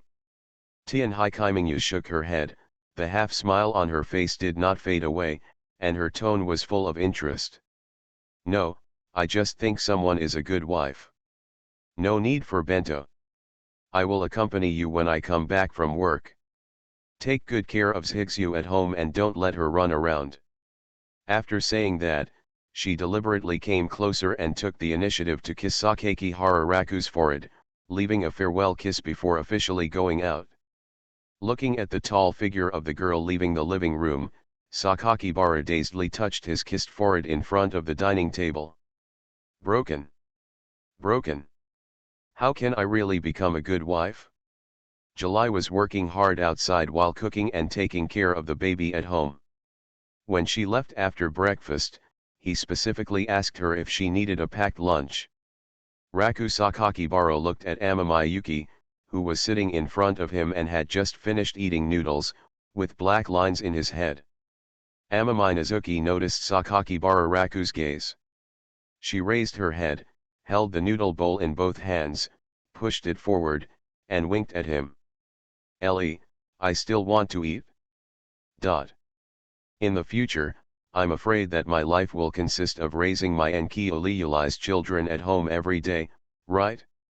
This feeling of eating soft rice is really, not bad. Come on, who likes the working life of working from 9 to 9 and getting up early in the morning? Isn't it an awesome fact that you can do housework, cook, raise flowers, and take care of your children at home? Sometimes when I have free time, I can go out and have fun with the money given by my two wives. I can spend the money and buy whatever I want, and I can buy whatever I like. At night, I handed over the food and changed positions. When I was tired, I lay on the bed and fell asleep with my arms around me. What pursuit in life, isn't that what life is like? Sakakibara assumed that his life experiences for the next few decades would be in this direction. I really think it's pretty good. Ellie, noodles. Okay, I'll cook another one for you. After cooking the noodles, while Yuyuki was eating the noodles, Raku Sakakihara began a series of housekeeping tasks such as sweeping, mopping, washing and hanging clothes. After finishing these things and washing the dishes, the time went from 7 in the morning to 11 in the morning. Next, it's time to take care of the kids. Because Tianhai's Higsu lost her memory some time ago, she has many deficiencies in her homework and needs someone to take care of her. Chi-Chi and Liuli were teaching during this period. But now, with Ruri shrunk in her room and July going to work, Sakakibara Raku can only help with homework matters. Every time he tutors on homework, Sakakihara Raku will become extremely serious. "Yuki, your explanation here is wrong. Indirect quotation is not a direct quotation of other people's words, but a way of paraphrasing other people's words or thoughts into one's own statement, rather than a direct quotation of the original sentence. When you write, pay attention to the citation format of indirect quotations, and the quoted phrases should be placed at the end. Sakakibara discovered that even though Amami no Yuki always liked to be in a daze, she would become extremely focused when he taught her homework. She will listen carefully to every word and understand it carefully. Children who study hard and listen carefully to what others say are always the kind that teachers like the most. Seeing Amami Nazuki's focused look, Sakakibara Raku felt as if he had seen another version of her. He also remembered what Chikiyo had said to him a few nights ago, telling him not to be too indifferent to Yuzuki. She basically doesn't speak when everyone is chatting. One is that she doesn't know how to interrupt, and the other is that she doesn't know what topic to use to start the conversation. But Sakakihara knew that she wanted to chat with him. Raku Sakakihara could tell it from the song she practiced in her room every night.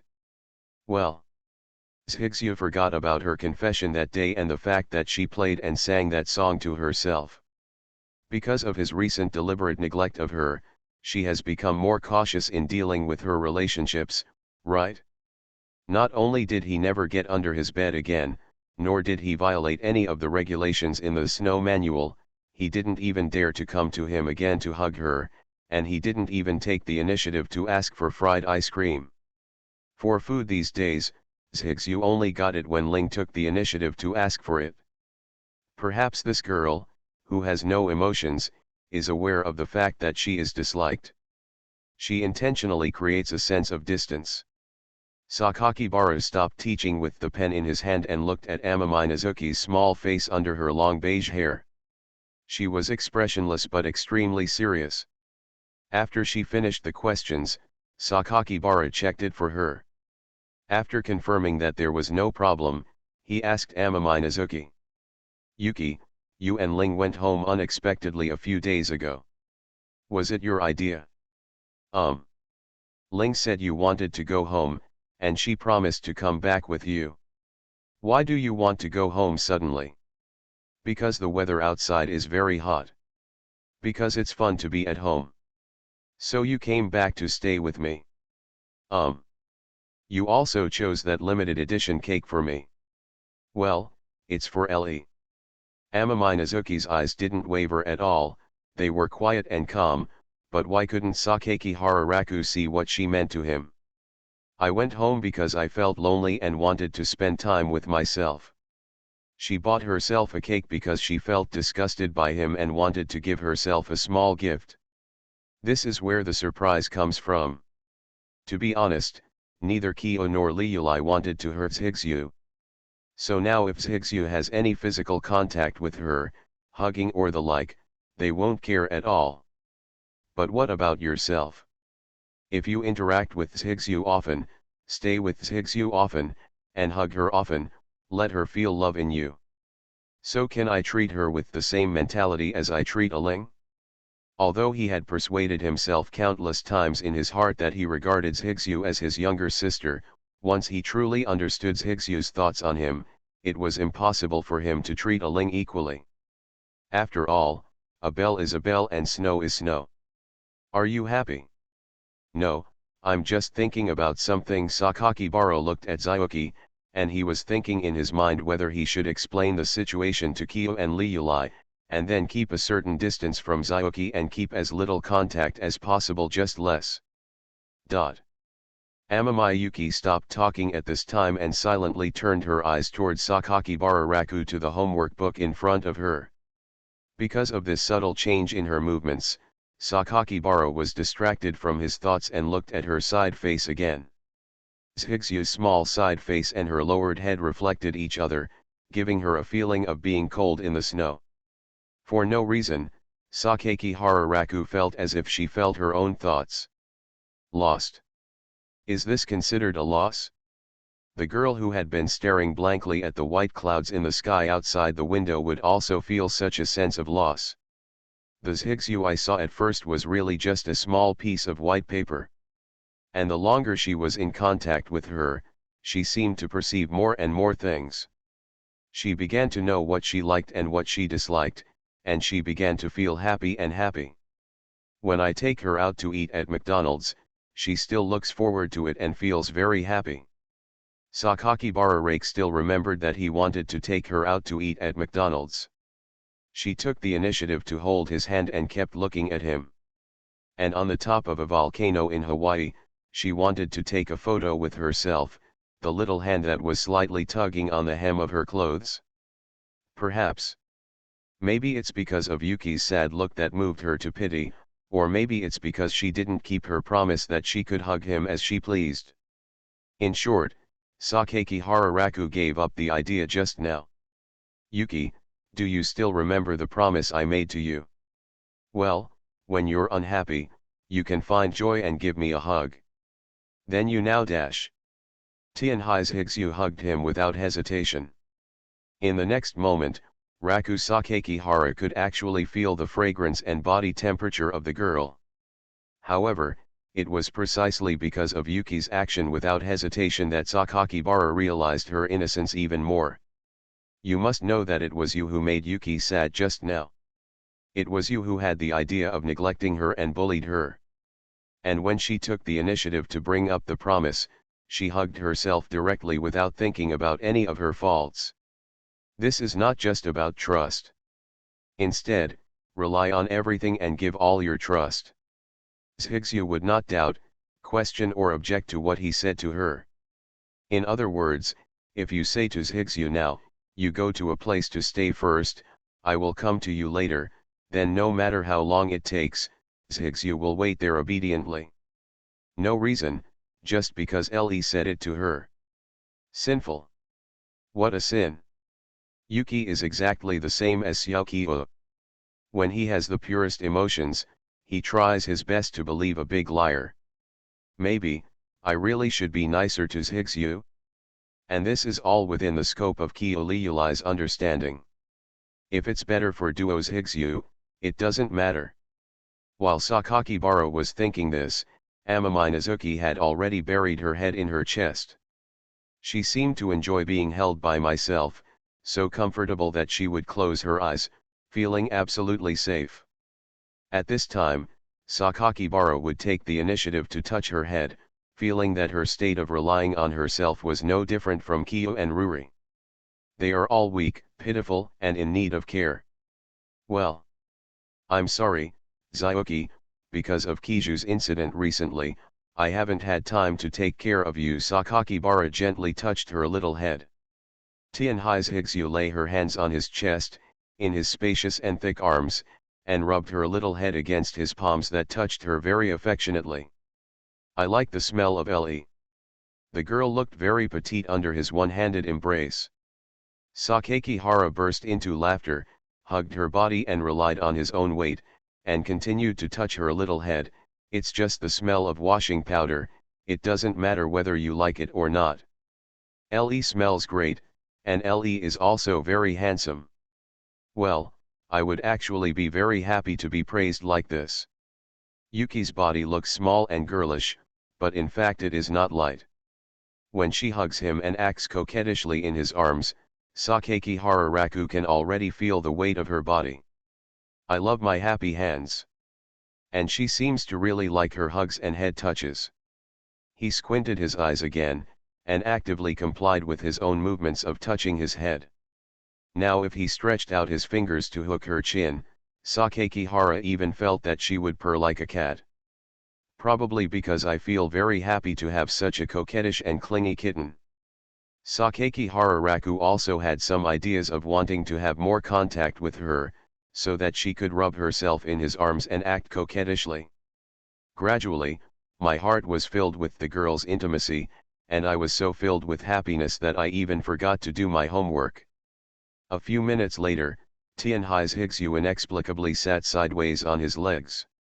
Under the reflection of the outdoor summer sunshine, the girl's eyes were moist and shiny. Want to play games with Le? Can Yuki play video games? It's a game that Le and Zyuju play at home. Isn't it possible? Can't. Why not?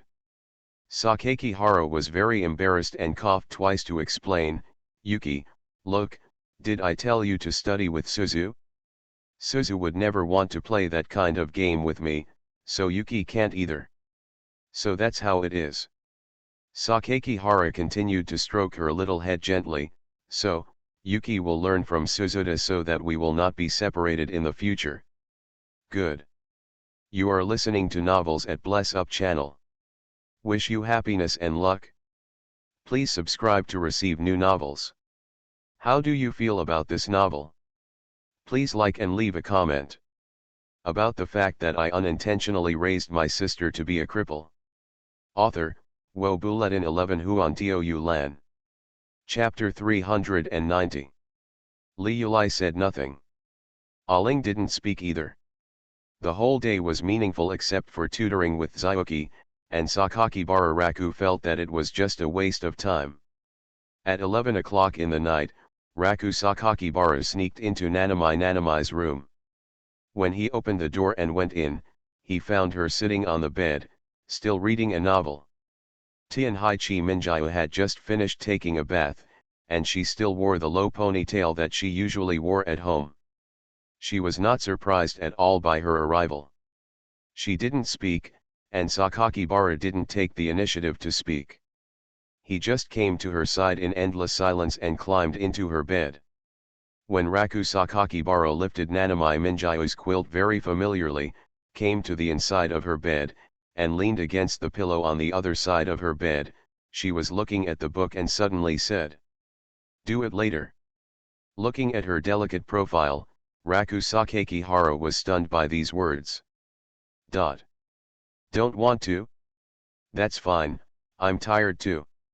I haven't said anything yet, and you've blocked both my paths. Tian Haikimingyu silently turned over the book and responded in a neutral tone, "You didn't say anything and I know what you are thinking." Sakakihara Raku really didn't mean that, he just wanted to chat with his wife. July. I like you. So, what's the trouble again? Sakakibara held his head, looked up at the ceiling and laughed. He turned his head again and looked at Tian Haikimingyu, who was leaning against the pillow and reading a book. Sometimes I really feel that you are the roundworm in my stomach in Kyo. You know everything I think. Tian Haikimingyu turned the page of the book. Ascaris is too ugly, I don't like this metaphor. So is it about Zhigzhu? Yuki? That's not true. After you said you would take more care of Yuki, I still felt a little grudge, but then I let it go. Why? Obviously, isn't Yuki just Xiao Kyo? I felt sorry for Kyo at that time, and naturally I also feel sorry for Zhigzhu now. Giving Zhigzhu some care is really nothing. Then I hope you really only care, Tian Haikimingyu said calmly, tilting her gold-rimmed glasses at him. So, what is your problem? Ruri and Ling, Raku Sakakibara held up his head with one hand and looked into the beautiful eyes of Amami Nanami. I have tried very hard to communicate with them in the past 2 days, but they all turned out to be rude. State. It's normal. After all, my sister Chan and my sister have encountered things they least want to see. This incident is a psychological shadow for them. I understand, so I can't solve it on my own. Sakakihara's hand slid back and forth on the girl's thigh under the quilt. Tian Haikimingyu glanced at him again and put down the book on his own initiative. I've been to my sister's place too, but it didn't work, right? So, Chi-Chi. I think we should use something to call out Liuli so that she has to come out. Sakakihara pushed the quilt aside decisively. It sounds like you still have some ideas, Tian Haikimingyu said expressionlessly. Sakakibara Raku was silent at this moment. Tian Haikimingyu watched expressionlessly the whole time. Sakakibara raised his head again. I must have the idea. But can you give me some reaction in July? I don't have a sense of accomplishment like this. Then I can only answer that you are too weak and have no skills at all. Tisk. Chi-Chi looked at him with disgust. I feel a little uncomfortable for no reason. July. What? Tian Haikimingyu closed her eyes. I just asked about Liuli and Ling. Are you sure you want to ask at this time? Answer me, please. Answer me. Sister will definitely come out tomorrow because there are activities. Ling, I will think of a way tomorrow. Sakakibara smiled, isn't Kia very good? Tian Haikimingyu turned her slightly red face to the side, closed her eyes, and didn't want to speak. Speaking of which, when we were in Hawaii before, Chi-Chi taught me how to ride a horse. You only have so much ability. Perhaps my equestrian skills have improved a lot unintentionally. Maybe, do you want to teach me more now? Teacher Kyo, don't you want to teach me more details? Although Amami Nanamijetsu, who was wearing twin ponytails, did not respond, after being forced to tilt her neck 3 times, she stared at Sakakibara Raku expressionlessly, and she still changed. She stepped onto the cold floor with her bare feet and held her hands on the edge of the bed. The moonlight outside the window accompanied her movements and illuminated the girl's elegant back line. Let me tell you first, please be gentle with your movements. Of course I understand this, and I'm still taught by you, teacher Kyo. Tian Haikimingyu didn't want to speak, and her head was forced to tilt back due to the tugging. In July, stand on tiptoes. Dot. In July, stand on your tiptoes. I don't want to say it a second time. Dot. Tian Haikaimingu stood on tiptoes very dissatisfied. Raku Sakakihara glanced out the window. The silence and tranquility of the night sky blended with the moonlight. It was so quiet that his head was a little confused. He suddenly felt that this Tokyo night was quite beautiful. Of course, the girl next door with her ear pressed against the wall and her lips pursed, had no chance to see such a beautiful scene. Asterisk. The next morning. Minato, WOD voice actor office. My brother is handsome. My brother is not handsome, my brother is handsome, my brother is not handsome, my brother is handsome, my brother is not handsome, my brother dash. The sound stopped abruptly in the lounge. Sakakihara Suzu stared at the wildflower with one petal left in her hand, her eyes dull. She picked off the last petal with stiff fingers and tremblingly. For a moment of silence, she stared at the bare calyx in her hand, feeling dejected for a moment, and then weakly read out the last word of destiny. Handsome. Well. Sakakibara Suzu rotated the flower stalk in her hand with her thumb and index finger, and dissatisfiedly imagined that the bare calyx in front of her looked like Sakakibara Raku, and muttered in a low voice with dissatisfaction. Damn it! Even a random flower picked by the roadside said you are handsome. Why? Huh? Tell me why. Wildflower, dot. Okay, why don't you reply to me? I'll beat you to death, beat you to death, beat you to death, beat you to death. Suzu Sakakihara threw the remaining calyx and pedicel on the table, clenched her fists, and imagined it as Sakakihara Raku's face was beaten hard. After a hammering session, Sakakibara Suzu was tired and overheated, lying on the small table in the office lounge like a slug. With his fleshy face pressed against the smooth surface of the small table, he picked up the broken wildflowers in his hands and threw them into the trash can. Then he changed his head to look at the color of the sky. Last night, I accidentally, again. Sakakihara Suzu hugged her cheeks, her face flushed. Well, you can't really blame me, right? Who told those two people not to pay attention to their voices? No. This must never happen again. Absolutely not. Sakakihara Suzu decided. These days, I have to avoid a certain guy. As long as you avoid him, you will soon stop thinking about those things. You can also completely return to normal. I just made a small mistake once more, no big deal. Yep. Just do it. Boom boom. Hearing the knock on the door, Sakakibara Suzu immediately sat up straight, then looked at the door of the lounge and said, "Please come in." With a squeak, the door was slowly pushed open, and a little head emerged from the crack in the door. Suzuki-chan Sakai Chiteno poked her head into the lounge and found that except for a small table placed against the wall, only Sakakihara Suzu was there. It turns out to be Tiano. Today is still a holiday. Did you come to the office to pick up the script for the new animation? Seeing that it was her friend, Sakakihara Suzu breathed a sigh of relief. After she closed the door again, she turned back into a slug lying on the table. Chitano Sakai, who was wearing a pink summer dress, put her legs together and nodded. She raised the canvas bag in her hand and indicated that the script she got was inside. I was planning to take it and leave. I heard from Nemura-san that Suzu-chan is also here today. I'm in the office, so I came here to see you. Oh, Sakakihara Suzu responded absently. Suzuki-chan. In Sakai Chitano's impression, Sakakihara Suzu has always been a very energetic and elegant angel girl.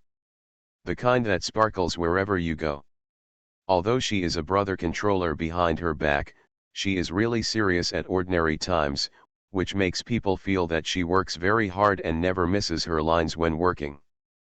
But since the last time Suzu-chan was secretly photographed by fans outside, Buying a lot of potato snacks and eating them on the street, her persona has changed.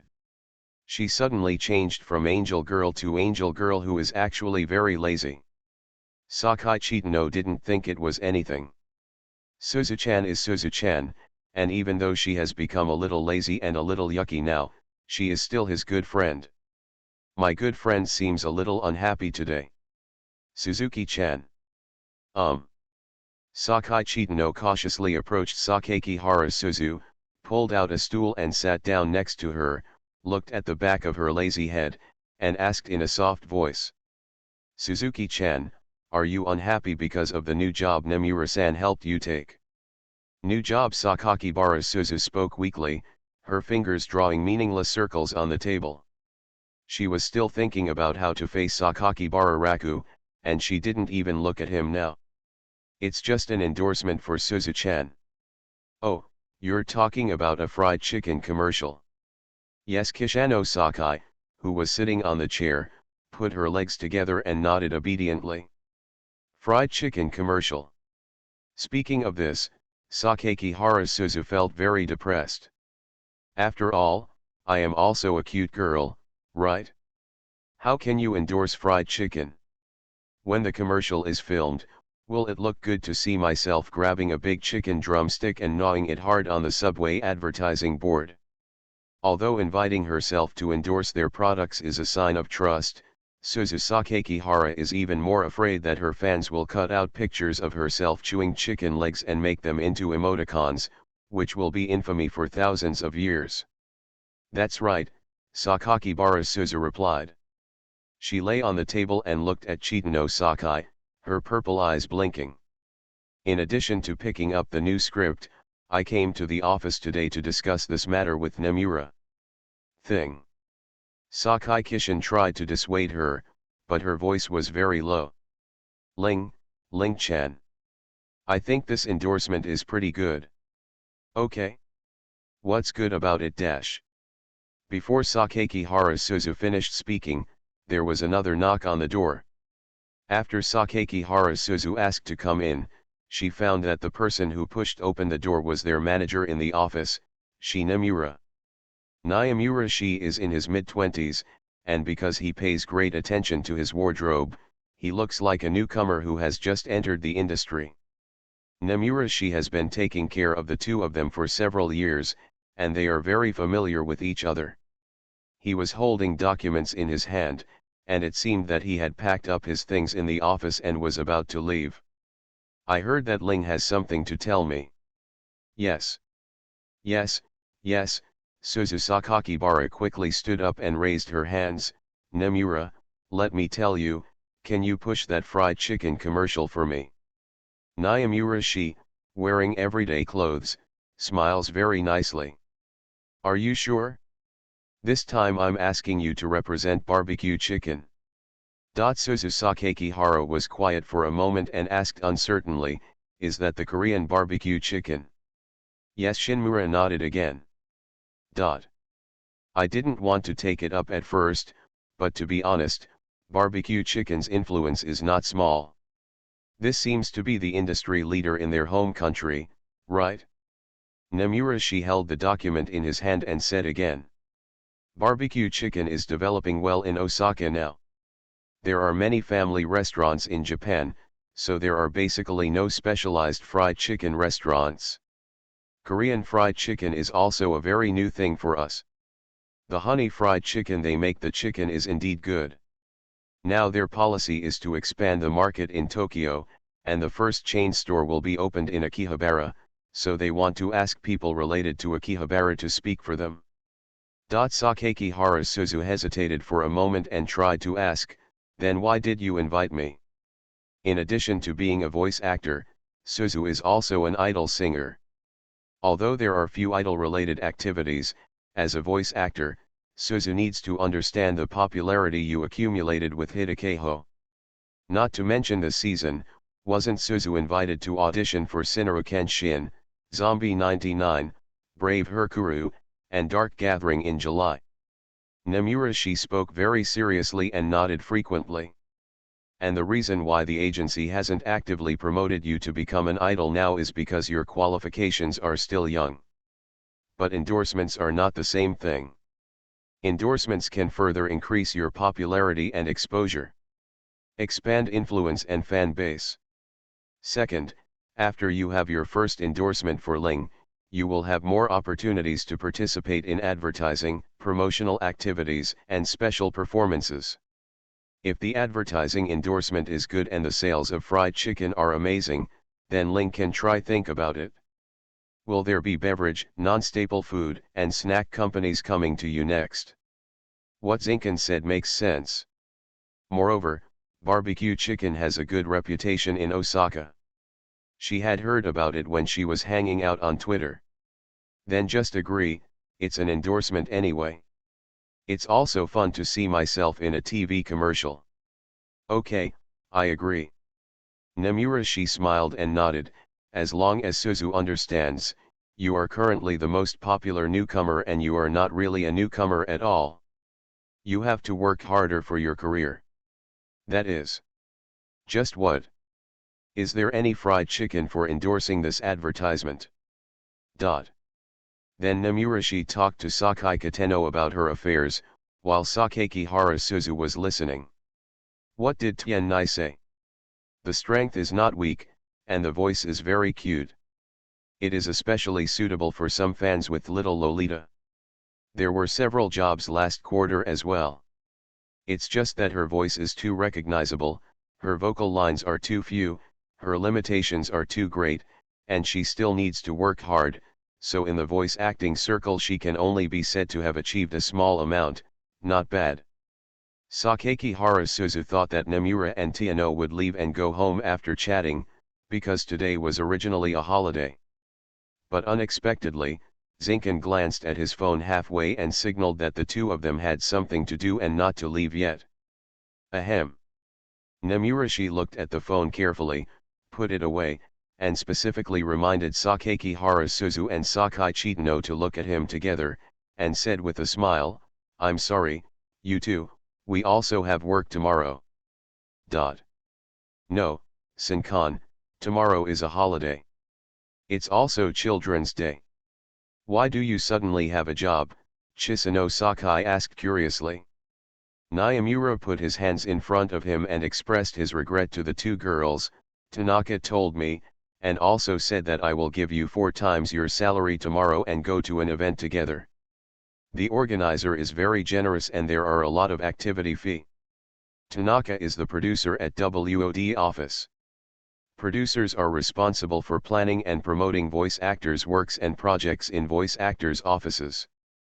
They work with production companies to select roles and projects that are suitable for voice actors, develop marketing strategies, and ensure the smooth progress of projects.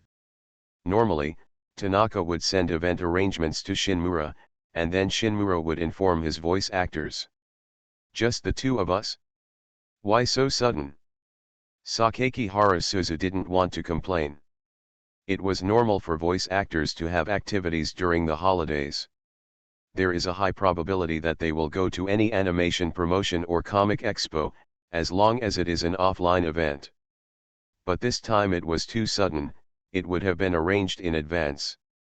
Nomura replied, it's not just the two of you, but the organizer said Suzu must be there. Sakai Chitano and Sakakihara Suzu looked at each other, not knowing why. Seeing that they didn't understand why this happened, Nomura took the initiative to explain. I don't know the specific situation. Tanaka didn't go into details, but what is clear is that the character Suzu voiced is very popular, so the organizer invited the two of you to participate. Sakakihara Suzu didn't quite understand. It sounded like someone liked her very much and wanted to play alone with her. What organizer? It doesn't sound like it's an animation company. Where is the location? Don't tell me you're going to Osaka. That's not true, it's in Tokyo. Naimura shook his head and replied, the organizer is an orphanage. Sakakihara Suzu. Chitano Sakai. Seeing both of them looking at him like this, Nomura quickly said with a smile. Don't look at me like that. I'm confused too, but since tomorrow is Children's Day, it's probably the children's wish. Then the organizer contacted us through someone, and the business manager felt that this event could improve the performance of our office. Influence, I just asked Tanaka to pick you up, is that okay? Do you have any original arrangements for tomorrow? If so, I can talk to Tanaka and see if we can make adjustments. Sakakihara Suzu and Sakai Chitano looked at each other again. Suzuki-chan. Although it's a sudden arrangement. I know what Tiano wants to say, because the orphanage is totally fine, right? Yes, Sakai Chitano nodded. Sakakihara Suzu understood that with Sakai Kishano's soft character, she would definitely be soft-hearted when she heard the request of the children in the orphanage. Where's Suzu-chan? Suzu Sakakihara hesitated for a moment, then nodded while holding her chin. That's okay too. In addition to having sympathy for children who have been abandoned by their families because of their childhood experiences, Suzu Sakakibara also feels that she can work all day tomorrow without seeing Raku Sakakibara. This is a perfect fit for the goal she just set. Seeing that neither of them had any objections, Nemura she added. In that case, you two don't have to leave later. Tanaka said he would come after lunch to discuss specific matters. Okay. Okay. Sakakihara Suzu and Sakai Chitano each nodded. About the fact that I unintentionally raised my sister to be a cripple. Author, Wo Bulletin 11 Huan Tou Lan. Chapter 391.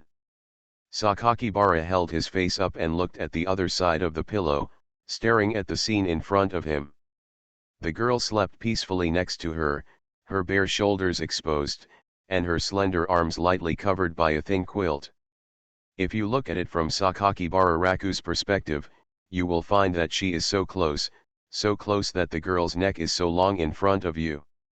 The temperature of the bed, the fragrance of her body, the beautiful curves behind her long flaxen hair. I stayed in July's room for the past 2 days. Looking at the back of Amami Nanami, Sakakibara inexplicably remembered the previous July. Cold and painful. I am always alone in the classroom of the Department of Literature, looking out the window at the drizzle. She has been disliked since she was a child. She finally met someone in life who could give her hope, but he never took her into his heart. Even her favorite potato chips and sharks in her life were items given to her by that person. Sakakihara Raku mechanically stared at the thin back of Tian Haikimingyu, and suddenly felt that he had gone too far last night. Soon after, Tian Haikimingyu woke up. The first time she opened her eyes after raising her body, she saw Raku Sakakihara sleeping next to her. Tian Haikimingyu covered her chest with a thin quilt, but her face was as plain as ever. Why, are you looking at me like this? Seeing Chi-Chi's face and her bare collarbone, Sakakihara felt embarrassed to sleep on her bed. Did I go too far last night? Tian Haikimingyu said nothing, just holding her chest covered by a thin quilt and looking at him silently. She spoke fine, but Sakakibara felt a little more guilty when she didn't speak. July's room was in a mess. Not only were the two people's messy clothes on the bed, but also July's underwear on the floor, as well as more than a dozen soft white water balls on the ground and white toilet paper that was crumpled into a ball. July is a neat person. Knowing that he had made such a mess in her bedroom, Sakakihara felt really embarrassed. Actually, I really didn't mean to come to you the night before yesterday and last night. I just wanted you to stay together and chat in July.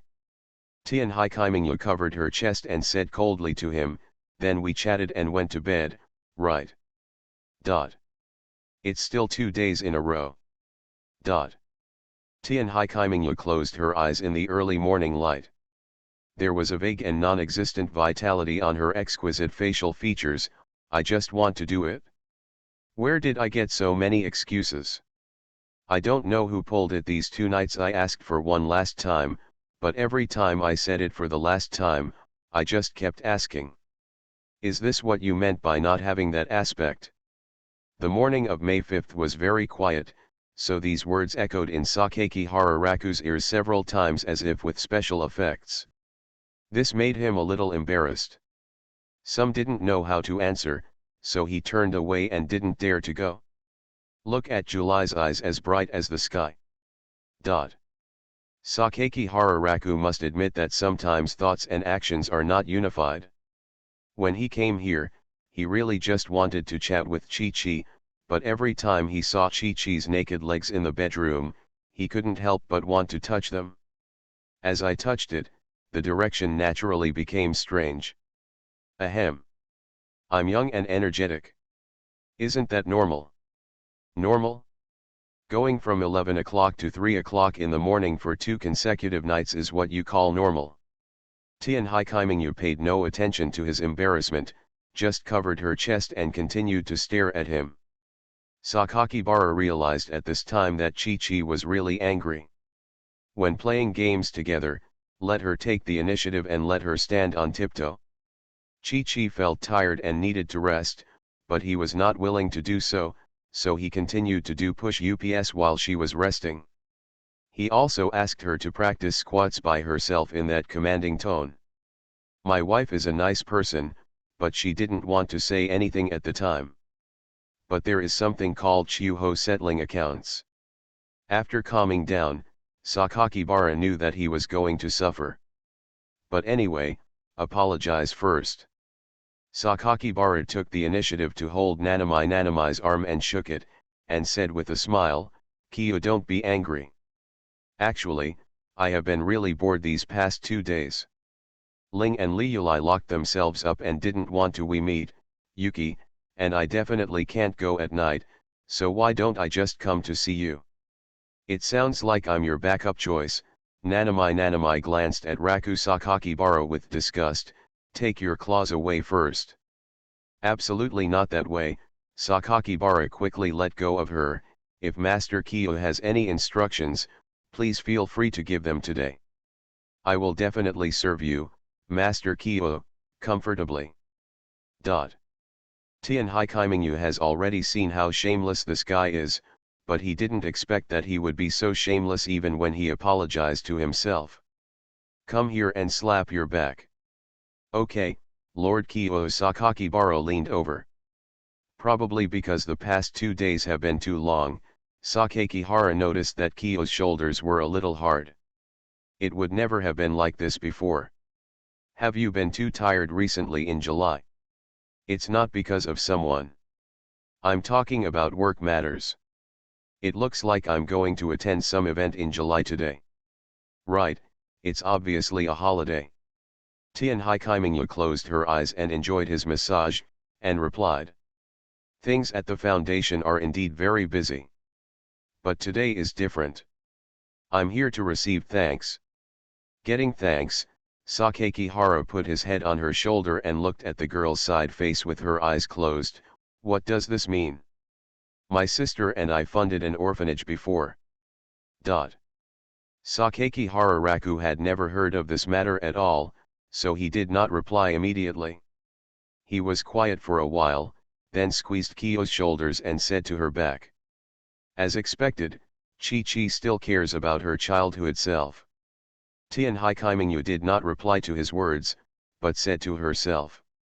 The children in the orphanage all have complex backgrounds. Some are unable to receive proper care at home due to poverty, domestic violence, family breakdown, and parental illness. There are also children who have truly lost their parents or been abandoned. Some have been deprived of both parents. Some of the children with custody rights are disabled or ill, and some have been abandoned by their parents. Are there still many abandoned babies in modern society? Sakakihara asked. Yes, there are many, Tian Haikimingyu replied with her eyes closed. Their parents are usually young people who are only 15 or 16 years older than them. They have no intention of giving birth to a life at all. They don't want to give birth to a child after they find out they are pregnant. Tell the parents who have a bad relationship that you don't have the money or formal procedures to abort the child, so you can only give birth to it and abandon it in a corner. These things sound quite depressing. Tian Haikimingyu, after all, my sister and I are not gods and cannot give everyone a harmonious family. There are always problems that are difficult to solve in a society. Funding orphanages can be regarded as supporting myself when I was a child. I understand. From Sakaki Hararaku's point of view, Kyo and Liulai would go to fund the orphanage, which was both unexpected and reasonable. After all, their childhood was no different from that of the children in the orphanage. So does myself. He was also abandoned by his bastard father. Probably it is this poor person's status that leads to the fact that he and Chi-Chi are now together, right? After massaging Chi-Chi's sore shoulders, tidying up the messy house, and finishing breakfast, it was 8 o'clock in the morning. Today is Children's Day in Japan. As the sponsors of the orphanage, Kyo and Liulai must go to the orphanage. Suzu ran to work early in the morning, and Sakaki Hararaku didn't even see her face. As for Ruri, when Sakakibara asked her outside the door, she said directly, "Lejun and Kyo go first, I will go there myself later." Yeah. Okay. After the 9-day holiday, Liulai is still so shy. It seems that there is really a psychological shadow. After breakfast, Amami Nanamajetsu helped Amami no Yuki comb her hair, and Sakakibara Raku, who had packed it up early, sat next to the two of them. Etc. "What, Tianhai Kaiming?" you asked casually, braiding Tianhai's Higsyu's long hair. Sakakibara asked doubtfully, "Speaking of which, if Zyuki and I go to the orphanage, under what name will we go? I can't say that we are your friends. You and Ling are sponsors. My sister and I have invested money in your and Ling's names." July is still more thoughtful. Asterisk. On the bus dispatched by the office, although Suzu Sakakihara behaved very seriously outside, she couldn't help but complain about two shameless guys at home. "I didn't talk about it the night before yesterday. She listened to it all night last night. It's true that even if you cover your ears with a pillow, you can't cover up the noise coming from next door. Sakakihara Suzu was going crazy last night. I really don't understand. Do those two guys have endless physical strength? She just wanted to take a nap. Keep tossing, keep tossing." Stinky Lele seemed to have said something else. Horse riding. If he is not ashamed, Sakakibara Suzu would be ashamed for him. Uncle and mother are not here. Are they really using the house as their entertainment place? I couldn't sleep at all these 2 nights. But Sakakihara Suzu actually slept. I want to ask her how she slept. She could only answer. She couldn't hold it back for a moment. It was really cool at the time, but when I think about it afterwards. Sakakihara Suzu almost cried. The third time. The third time. The guilt in her heart was constantly eating away at her heart. She really doesn't want this at all, not at all. If a certain guy hadn't caught me playing some game with Sister Liulai at home, would I have been like this? Cannot. Definitely not. So it's all someone's fault. It's my fault that you are so handsome, that you don't pay attention, that you come out of the shower without clothes. I blame you, it's all your fault. I couldn't contain my inner emotions at all. Sakakihara Suzu took a deep breath and put all these thoughts behind her. Rizu-chan, do you really plan to come to my house for a few days? The speaker was Sakai Chidano, who was sitting with Sakakihara Suzu. She was sitting by the car window, with her face facing the light. That's right. It just so happened that we didn't take on the heroine's role in the new series in July at the same time. It just so happened that we could discuss it with each other. Suzu Sakakihara was quite serious. Chisano Sakai, but Suzuki-chan doesn't have Sakakibara-kun to cook for Suzu-chan these days. Aren't you getting used to it? I see Suzu-chan only eats the bento made by her brother for Suzu-chan at noon at school. Sakakibara Suzu was a little embarrassed. She closed her eyes, sat upright, and said deliberately carelessly, well, Tiano, Please stop talking nonsense, okay? I'm not a brother controller, so why would I just eat my brother made a bento? And the bento I had for lunch also included a portion that my sister Liuli made for me. Suzu-chan lied. As a good friend of Suzu Sakakihara, Chidano Sakai knows that Suzu-chan is a real brother controller. Previously, because her brother ignored her, she became absent-minded at work. Sakai Chitano did not intend to refute Sakakibara Suzu, because she also knew that Sakakihara-kun had a very strange relationship with Suzuki's sister and Ruri's sister. It seems that Nanamijiyo-san and Kuruori-san both like Sakakibara-kun. Although Sakakibara-kun is indeed very handsome, and he is also very good at studying, cooking and sports, but the complicated relationship between these people, Sakai Chisano feels that it is still a little too far away for him. She felt that it was better for her not to get involved in the affairs of Suzu-chan's family. He only needs to care about Suzu-chan. Suzu-chan often gives herself some work experience and opportunities, and also takes the initiative to give herself good roles. Suzu-chan is very, very good. Sakai Kateno always kept it in mind. Therefore, because of all the above reasons, she was very confused about Suzu-chan suddenly moving into her home. Did Suzu-chan and Sakakibara-kun have a fight? Sakakibara Suzu frowned. Huh? Argue with him? Let's quarrel every day, okay? By the way, why do you ask this, Tiano? Sakai Chitano said in a cautious voice, that's right. Suzu-chan suddenly came to my house. Isn't it because of what happened? Can Sakakihara Suzu answer that it was because she felt that a certain guy suddenly became very handsome, and she left voluntarily to avoid him? Definitely not. After thinking about it, Sakakihara Suzu simply admitted, yes, it was a quarrel, a real quarrel. Anyway, I just don't want to see him. Just understand, Tiano. Kishano Sakai was a little confused by Sakakihara Suzu's sudden change. Probably, there was a real quarrel, right? Asterisk. The destination of this trip is Nerima Ward in northwest Tokyo. It is a private orphanage called Star Wish House. The orphanage is not big, with only an old dormitory building and a green playground. Children's life, play and learning are all carried out here. I heard that the founder of this orphanage was a poor grandfather who lost his son and his family during the economic bubble. His son was originally a well-known entrepreneur in Tokyo, but due to the huge economic bubble at the time and the collapse of asset prices, all the company's expansion project capital chains were broken, and the family went bankrupt instantly.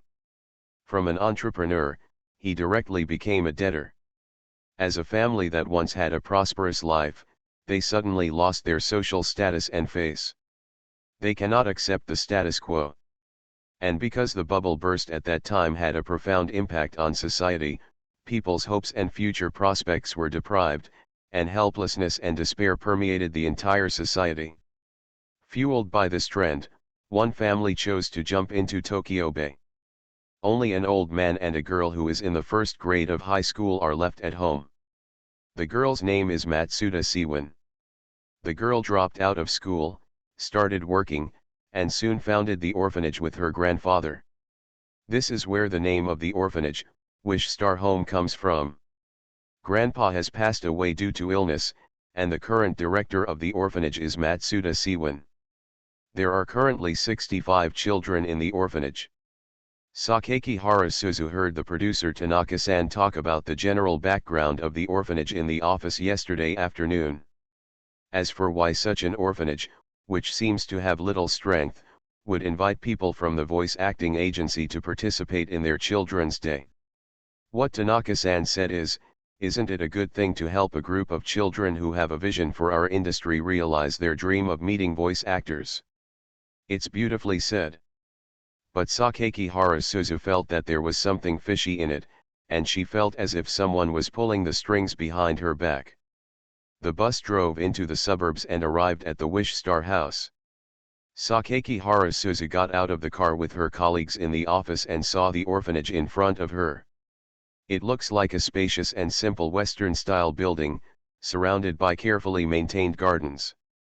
The laughter and playing sounds of some children can be heard from the lawn in the courtyard. Sakakihara Suzu stood on tiptoe and took a look inside, and found that they were all children of different ages. There seemed to be some young people in their teens and 20s playing with the younger children, and there were several kites flying in the blue sky. The dean, Matsuda Sisuan, happens to be 47 this year. She is a well-proportioned, medium-height woman with dark brown hair, a gentle and friendly face, and bright eyes that seem to be full of wisdom. He seems to be a kind elder. As soon as Suzu Sakakibara got out of the car, he saw her at the door of the orphanage. She seemed to be waiting at the door early as if she was specially welcoming the arrival of her group. As the leader of this event, Tanaka-san took the initiative to shake hands with the dean and express some condolences to each other. After explaining some matters, he began to introduce everyone to the dean. With a kind smile on his face, the dean shook hands with the CEO ladies who could come to the office and said something like, "It's really too much trouble for you." Sakakihara Suzu didn't think anything was wrong, this was completely normal. It was the dean who suddenly stopped extending her hand when she saw him. The dean seemed to be staring into his own eyes. This made Sakakihara Suzu feel a little baffled. What's wrong? The expression on Dean Matsuda's face recovered very quickly. She smiled and asked, "Are you Miss Sakakihara Suzu?" "Yeah, it's me." "Dean, there's no need to be so polite and call me that. I often hear you from children's mouths. They always say that Suzu-chan is the cutest in the world." Haha, Sakakihara Suzu smiled reluctantly. "It's so embarrassing in front of the elders. I specially invited you, Miss Sakakibara Suzu, to come over this time. I'm really troubling you." It's okay, Sakakibara Suzu waved her hands quickly and smiled politely and dignifiedly, "This is work, and I also like children. Ms. Suzu Sakakihara, can I ask you a question?" "Huh? Dean, please tell me. Are your eyes born this color?" "About the fact that I unintentionally raised my sister to be a cripple." Author, Wo Bulletin 11 Huan Tou Lan. Chapter 392. Sakakihara Suzu did not expect that the dean would ask herself this question. "However, people have been asking about the color of my eyes since childhood, so that everyone who meets me for the first time will curiously ask if I wear colored contact lenses." So when the dean suddenly asked this question, Sakakihara Suzu didn't think there was anything surprising. However, when the dean asked this question, all the senior voice actors, agents, and managers in the agency all looked over, making Suzu Sakakibara feel a little stressed. Suzu Sakakihara faced the dean and tried hard to adjust her mentality. Under everyone's gaze, she replied with a reserved and polite smile. "That's right." After hearing the answer, Dean Matsuda's kind face became more surprised, and she stared at Sakakihara Suzu's purple pupils for a few more times. This made Sakakihara Suzu, who was already being stared at by everyone, a little embarrassed. Manager Shinomura noticed the dean's expression and asked the dean on behalf of Sakakihara Suzu, "Dean Matsuda, do you think there is something strange about Ling's eyes?" Probably noticing his gaffe, Matsuda withdrew his gaze from Sakakibara Suzu, lowered his head slightly, first expressed his apology to several people, then put his hands together in front of him, then smiled at Sakakibara Suzu and said, "It's not anything particularly important. It's just that Miss Ling's eyes remind me of a child in our hospital." As soon as these words came out, everyone became more curious. Nanamiya Yako, Yoshiwara Nao, and the female seniors in Yuto Yaegir's office all looked towards Sakakihara Suzu. Kishin Sakai stared at Sakakihara Suzu. "Child? What child?" Sakakihara Suzu was stared at in confusion by everyone. Nomura Shi noticed Sakakibara Suzu's embarrassment, looked at Sakakihara Suzu, then looked at the dean, and took the initiative to bring up the topic to relieve Suzu. Dean Matsuda, does that child also have purple eyes? That's right, Dean Matsuda nodded, and the child's eye color is very similar to Miss Sakakibara's. Hearing this, Sakakibara Suzu Sr. couldn't suppress the complaints in his heart. Yoshihara now approached Sakakibara Suzu and nudged her with her elbow. She was very affectionate and showed a tiger-toothed smile. We, Suzu-chan, didn't come from an orphanage, right? Now, what are you talking about with Suzu? Nanamiya Yako, as the oldest voice actor in the agency, wears more mature makeup and has a more stable attitude when going out, and reaches out to stop her from talking nonsense. Senior, I was just joking with Suzu. Yuto Yigo, who was dressed more neutrally, waved his hands habitually and said helplessly, you can't be joking like this. Kishano Sakai was very curious and weakly interjected, raising her hand to ask the dean. Dean Matsuda, I saw someone on the internet saying that there are less than 500 people with purple eyes in the world. Meeting one in normal life is a very rare thing. It is basically impossible to meet the second one. Well, Dean Matsuda nodded in complete approval, his voice was unhurried, that's why I care so much. Now Yoshihara held Sakakibara Suzu's slender arms, smiled in her ear and said.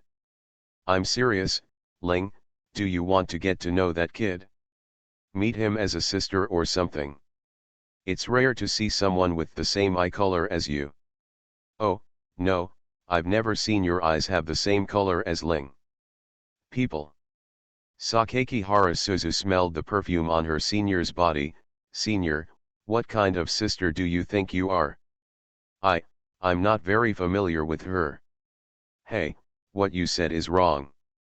Aren't we just here to celebrate Children's Day with the children today? Isn't it our job today to get to know the children? Right. Sakai Kishin asked the dean, what about the child the dean mentioned? Dean Matsuda sighed with a regretful expression, the child is lost. Lost. As soon as these words came out, everyone's eyes turned over again. Yes, it was lost shortly after birth. Yoshihara now put her hand to cover her mouth and looked at Sakakibara Suzu again. The meaning of this look is self-evident. Not at all. Under everyone's gaze, Sakakibara Suzu quickly retorted. She didn't know why, but she felt a little disgusted with this. She doesn't hate orphans, but she doesn't like being denied her current identity. She is Sakakibara Suzu. Suzu Sakakibara has lived with this name for more than 10 years.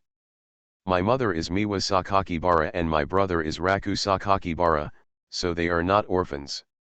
If I really came out of the orphanage, what would my identity be in the past 10 years? But rather than being angry, Sakakibara Suzunari didn't take what the dean said to heart at all. Because I am not the only one with purple eyes. Our neighbor's sister named Hanamaru on the same floor also has purple eyes. Although this is a bit of a coincidence, it is not impossible in this world. As long as it happens, it is reality. While Sakakibara Suzu was thinking about these things, Nanami-senpai asked the dean about why the child was lost. The child was stolen. Stolen. Kishano Sakai, then the police didn't find it back. Dean Matsuda shook his head wordlessly. It was the rainy season, it rained every day, and there were frequent thunderstorms. I had just gotten married at that time, and my husband and I would prepare dinner for the children on time at 7 o'clock every night. I remember that my husband and I would prepare dinner on time every day. The children were eating together when my grandfather suddenly walked in with a baby girl in his arms. The baby girl looked like she was just born, wrinkled, and the umbilical cord had just been cut. It was thundering and raining outside, and she kept crying in my grandfather's arms. Through my grandfather's eyes, I knew that this was another abandoned child. Dean Matsuda probably recalled the unhappy past and thought of the abandoned children, and there was a strong sadness in his words. Sakakibara Suzu can understand the dean at this time.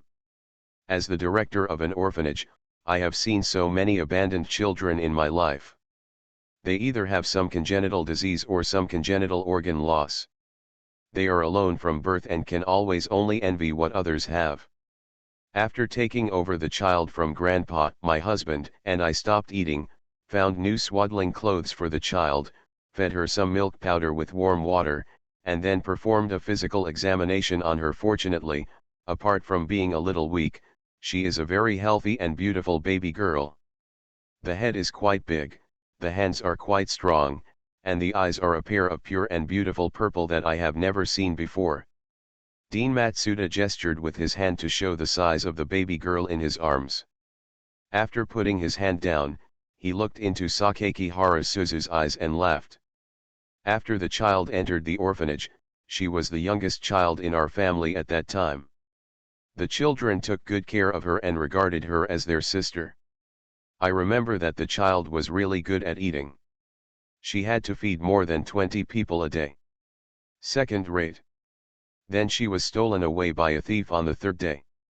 My husband and I called the police, and the police came to investigate, but found no clues about the baby or any trace of the suspect.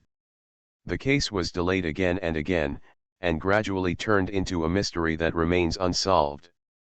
What the dean told was just a brief story. The only point that this story can connect to Sakakibara Suzu is that there is only one characteristic: purple eyes. If there are so many coincidences in the world, Sakakihara Suzu will not have time to apply this identity to herself. After others heard it, they just regarded it as a past event and expressed regret about it. Asterisk. After everyone from the CEO agency met with the dean, they officially entered the orphanage with the dean leading the way. There is a spacious yard in the courtyard, surrounded by shrubs and various flowers and plants, and several large trees separated by a certain distance. On the lawn in the middle, there are slides and swings similar to those found in kindergartens. There are many children of various ages playing on it. Some look lively, while others look very quiet. For example, the little girl in a short skirt standing under the tree, staring at the ground, Sakakihara Suzu can't tell what she is doing. Sakakihara Suzu followed the dean and secretly discussed with Sakai Chitano, and Sakai Chitano couldn't help guessing it. However, the conversation between the two was overheard by Dean Matsuda, who was walking with several other seniors in front. She stopped, looked at the little girl and said, "The child's name is Kinyi. She has congenital heart disease. Because her family is not rich, her parents divorced because of her. She followed her mother who still cared about her. Her mother was the kind of person who was idle at the beginning. No, she would go to work. Later, in order to earn money for her surgery, her mother joined a gang of thieves and committed many crimes in a row. She was caught burglarizing the home of a steel factory owner and was sentenced to 9 years in prison. Kinyi often stands under the tree. She is counting ants. Her mother told her that when she counts 50,000 ants, they can meet." Dean is simply stating the facts. But Sakakihara Suzu sounded particularly complicated. A mother is idle and doesn't like to work, but she knows how to care for her children. Even though her daughter had an incurable heart disease, she never gave up. But the strange thing is that her way of saving the child was an immoral act like stealing.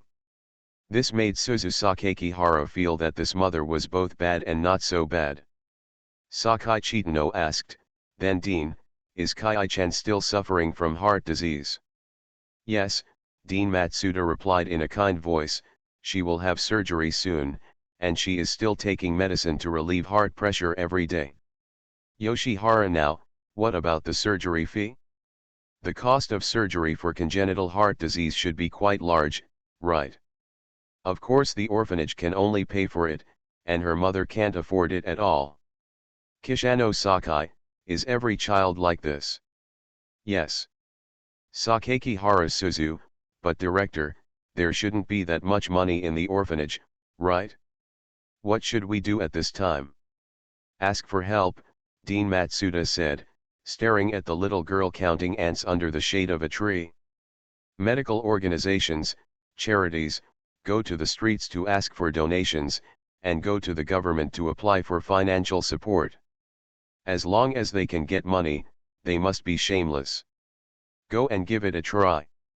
In the past, when we were too poor to have any money, we would let the children make some things by hand, and then sell them in the market for as much as they could. The houses in the orphanage were also sorted out and rented out. It sounds like being a dean is really difficult. If a child doesn't have money for surgery, he really has no choice but to beg everywhere, right? Not to mention that there are so many children in the orphanage, and their living expenses, education expenses, and medical expenses all need to be borne by the orphanage. Sakakihara Suzu didn't know the actual situation in the orphanage, but she could already feel embarrassed just thinking about it. The group followed the director and visited the entire orphanage. Where children sleep, where children study, where children play. We all went to have a look. Because it was just work, the producer at the office, Tanaka-san, followed the whole process with a camera. On the way, Sakakihara Suzu found that many children came to say hello to the dean, and then some also said hello to herself. Some children younger than me kept shouting around me, "Suzuki-chan! Suzu-chan," with such enthusiasm that Sakakihara Suzu was ashamed. Then we officially started getting along with the children and asked them what their dreams were. The children were very enthusiastic and surrounded Sakakihara Suzu, and they answered energetically, "I want to be a voice actor like Suzu." This sentence. Sakakihara Suzu was in a daze after hearing this. Have you become someone else's dream? In fact, I am no longer the miserable newcomer who gnaws on the buns bought by my brother every morning and stays up late at night to practice my voice with anime. In the blink of an eye, he seemed to have become much stronger. He is also a successful person, and he is also someone who is admired and envied by others. In the orphanage, she met many children who said they wanted to be themselves and have themselves as their goals in life. Suzuma Sakakihara felt that she was touched. You must know that since childhood, I have always been the type to be looked down upon. He is clumsy in doing things, clumsy in studying, and clumsy in exercising. I was always laughed at by my classmates in school. Once upon a time, did you become someone else's dream? Because of these, Sakakihara Suzu got along more and more harmoniously with the children in the orphanage in the following time. Sometimes they are so happy that they don't look like children without parents. He is always smiling, smiling when playing and smiling when eating. In order to respond to the children's wishes, Sakakihara Suzu also used her own various voices to express several lines from the animation.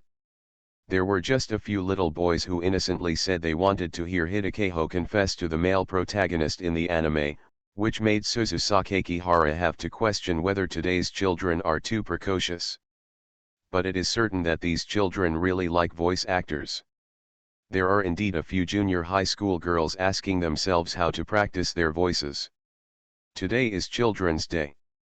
There are also performances prepared by the children themselves in the orphanage.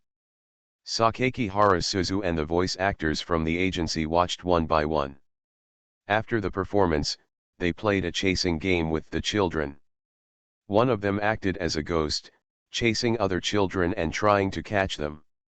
The other seniors are very good at playing with children, especially Yoshiwara Senpai, who is particularly popular with children.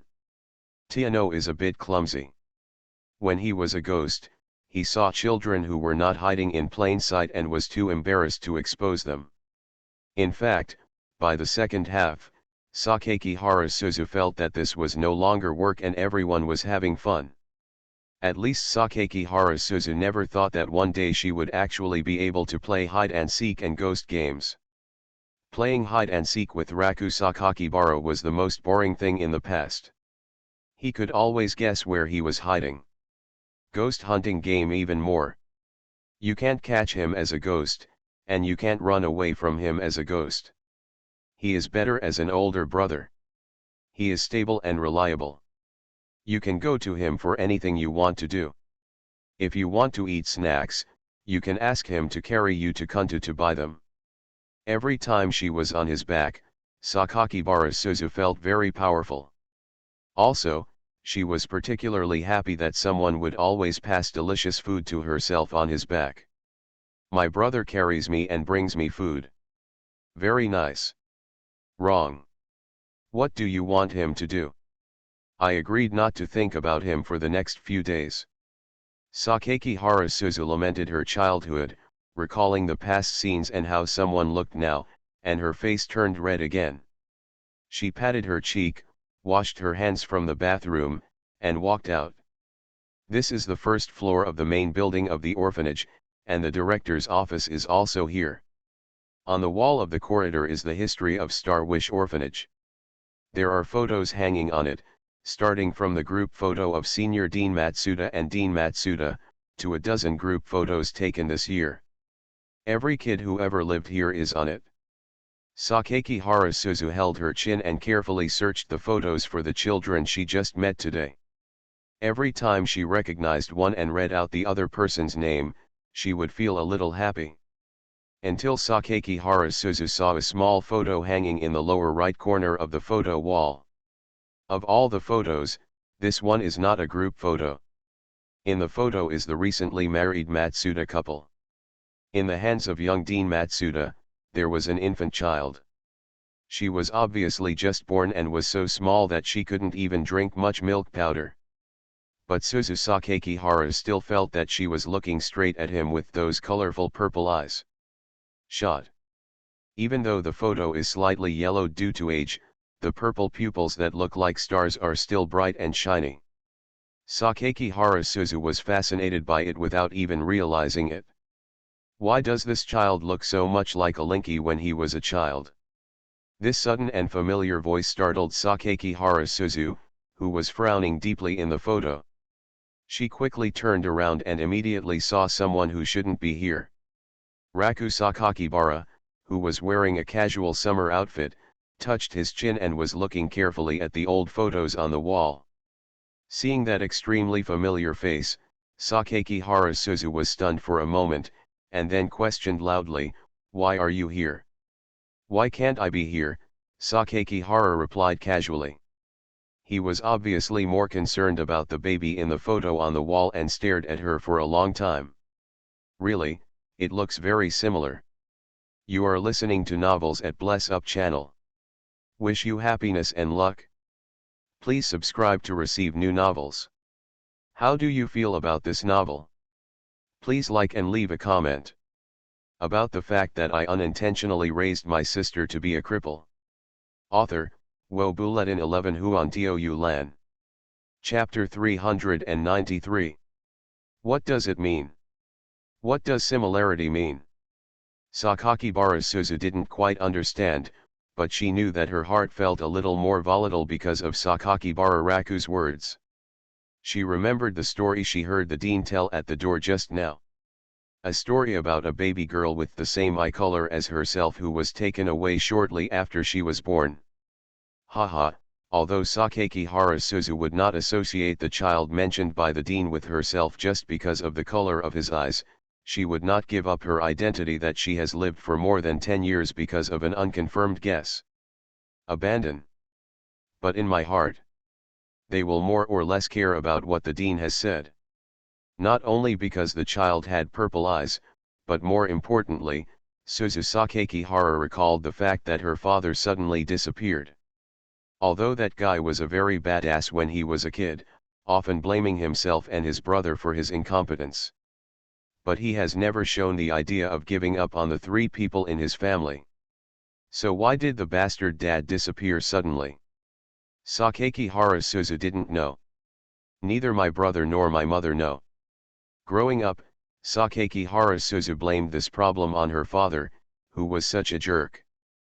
But now, Sakakihara Raku said seriously to the photo, "It is indeed very similar." This made Sakakihara Raku's heart slightly shaken for the first time. Perhaps dad's disappearance was also prompted by other factors. Sakakibara Suzu subconsciously clenched her hand, and tried to ask Sakakihara Raku in a normal voice, what is the resemblance? That's the baby in the photo. Raku Sakakihara pointed to the photo in the corner of the wall. He looked at the little baby girl being held in his arms very seriously and frowned, and she and you, Suzu, are the same. They're actually purple. Purple eyes shouldn't be rare, right? There is no doubt that it also has purple eyes and is very similar to Suzu's when you were a child, so there is no way to find it. What is the probability of this? 10 million? It is not possible in billions. Sakakibara lamented that there were such coincidences in the world, and looked away from the old photos. He turned his head to look at his sister's cute face, and suddenly found that something was not right about Sakakihara Suzu's mood. Her expression was normal, but inside she seemed to be suppressing some emotion. Others can't see it. Sakakibara Raku can. He asked tentatively. Because you said you didn't want to see me recently, and then I suddenly came looking for you, so you're angry. No, I'm just a little surprised. I'm not angry about this kind of thing. Sakakibara Suzu's too normal answer made Sakakibara Raku stunned again. This girl Aling.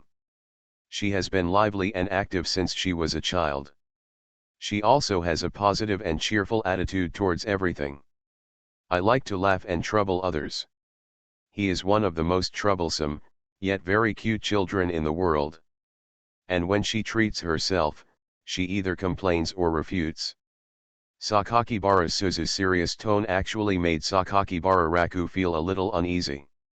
He thought about the source of Sakakihara Suzu's change in emotion.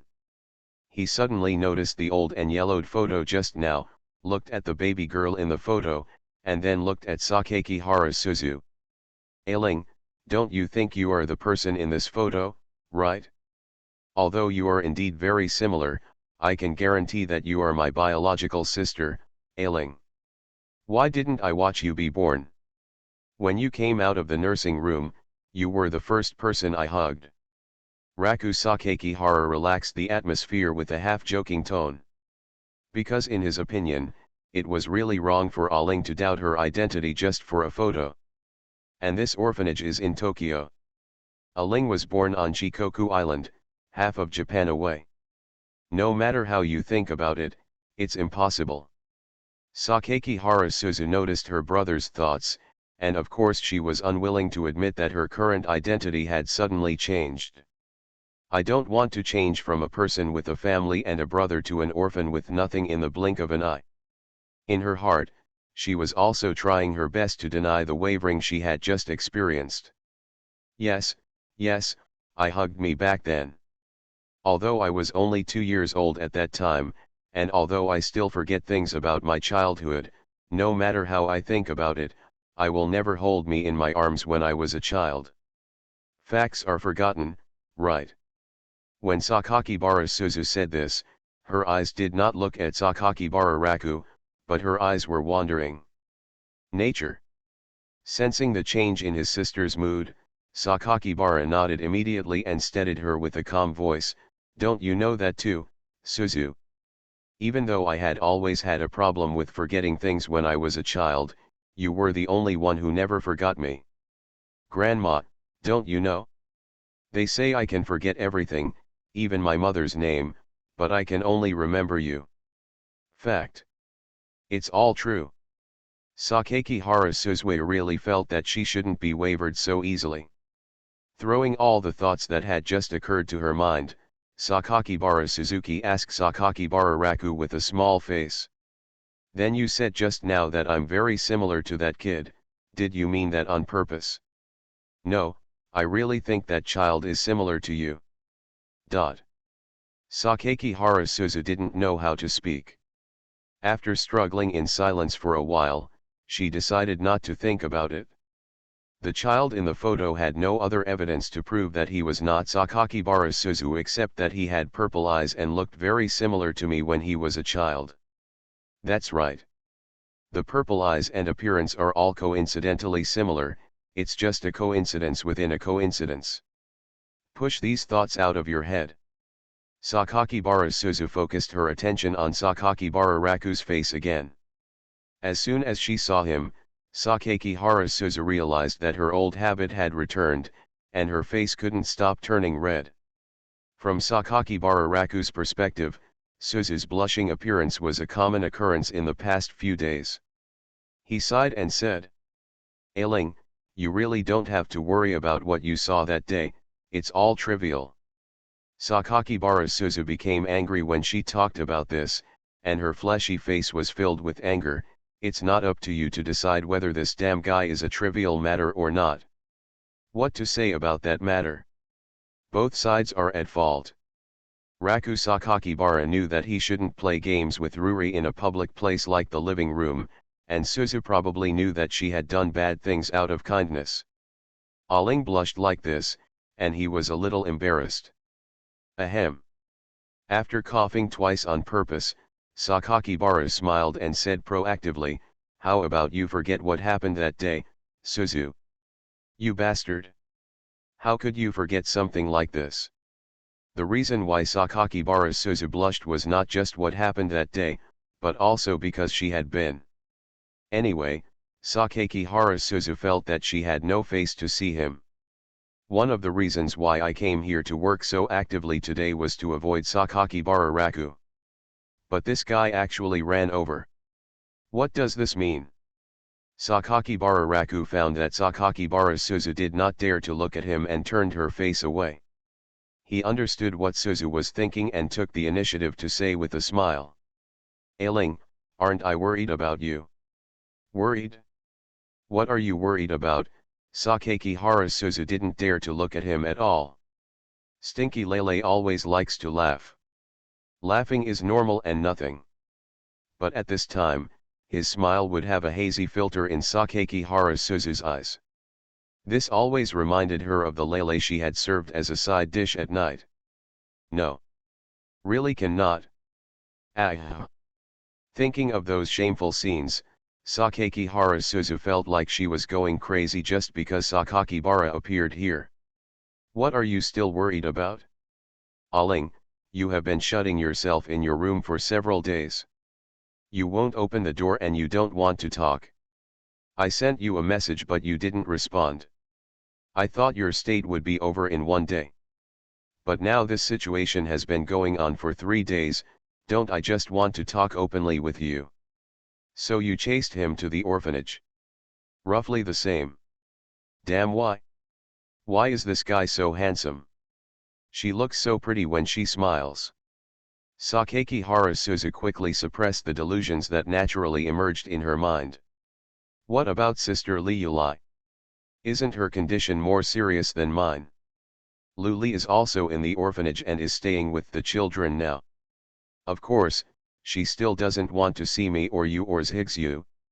She only wants to see Kyo." Hearing this, Sakakibara Suzu felt confused. "Why do you want to accompany me?" Sakakibara had no choice but to explain, "Kyo and Liuli are investors in this orphanage.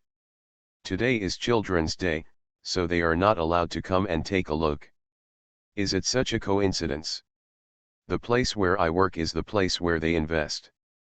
There are always a lot of coincidences in the world, aren't there? Just like the purple-eyed child I saw just now." Okay, Sakakibara Suzu reluctantly accepted the answer. "But what is that?" She originally planned to avoid Sakakibara Raku for several days, but she saw him again in the blink of an eye. Suzu Sakakibara was anxious and wanted to scratch her head for no apparent reason. "Keep trying to persuade yourself in your mind. Forget about him. Forget about him. Almost forgot about him. Let's go." "Walk for what?" "Let's have lunch. This time I'll help the children cook." "You are quite caring." "What are you talking about?" Raku Sakakibara gently landed his fist on Suzu Sakakibara's head. "I have always had love. If you are caring, why would you ask Sister Liuli to do that kind of thing?" Sakakibara Suzu muttered in a low voice. "Ahem, that kind of thing is an exception. Okay, stop talking and just follow me. Asterisk. Lunchtime. The lunch in the orphanage reminded Sakakihara Suzu of her time in elementary school. For primary school lunches, students are assigned by the class, and then the students are asked to go to the cafeteria to carry rice and dishes in iron buckets, 2 meat and 1 vegetable. There are many kinds of dishes, and Sakakibara Suzu's favorite is scrambled eggs with tomatoes. Sakakibara Suzu remembers being nice to her. Sakakihara Rakuzu and she sit at the same table to eat. He likes to be right opposite her. At that time, Lele was still very close to her, and they would sleep together at night. So, every time there was some extra meat or eggs in her bowl, she would pick it up for him. Of course, when he was poor at that time, my brother would still take back good things for himself to eat.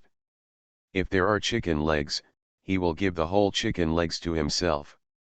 Sakakibara Suzu was in a corner of the cafeteria, holding her face with her hands, looking at Sakakibara Raku who was serving food to the children. He is wearing an apron and a chef's hat with a smile on his face. My brother is always so warm-hearted no matter where he is. He's also really popular with the kids. While waiting for lunch, several children who were already familiar with me came to tell me that brother is so handsome. Even the seniors in the office told themselves that Sakakibara-kun is getting more and more handsome. How handsome?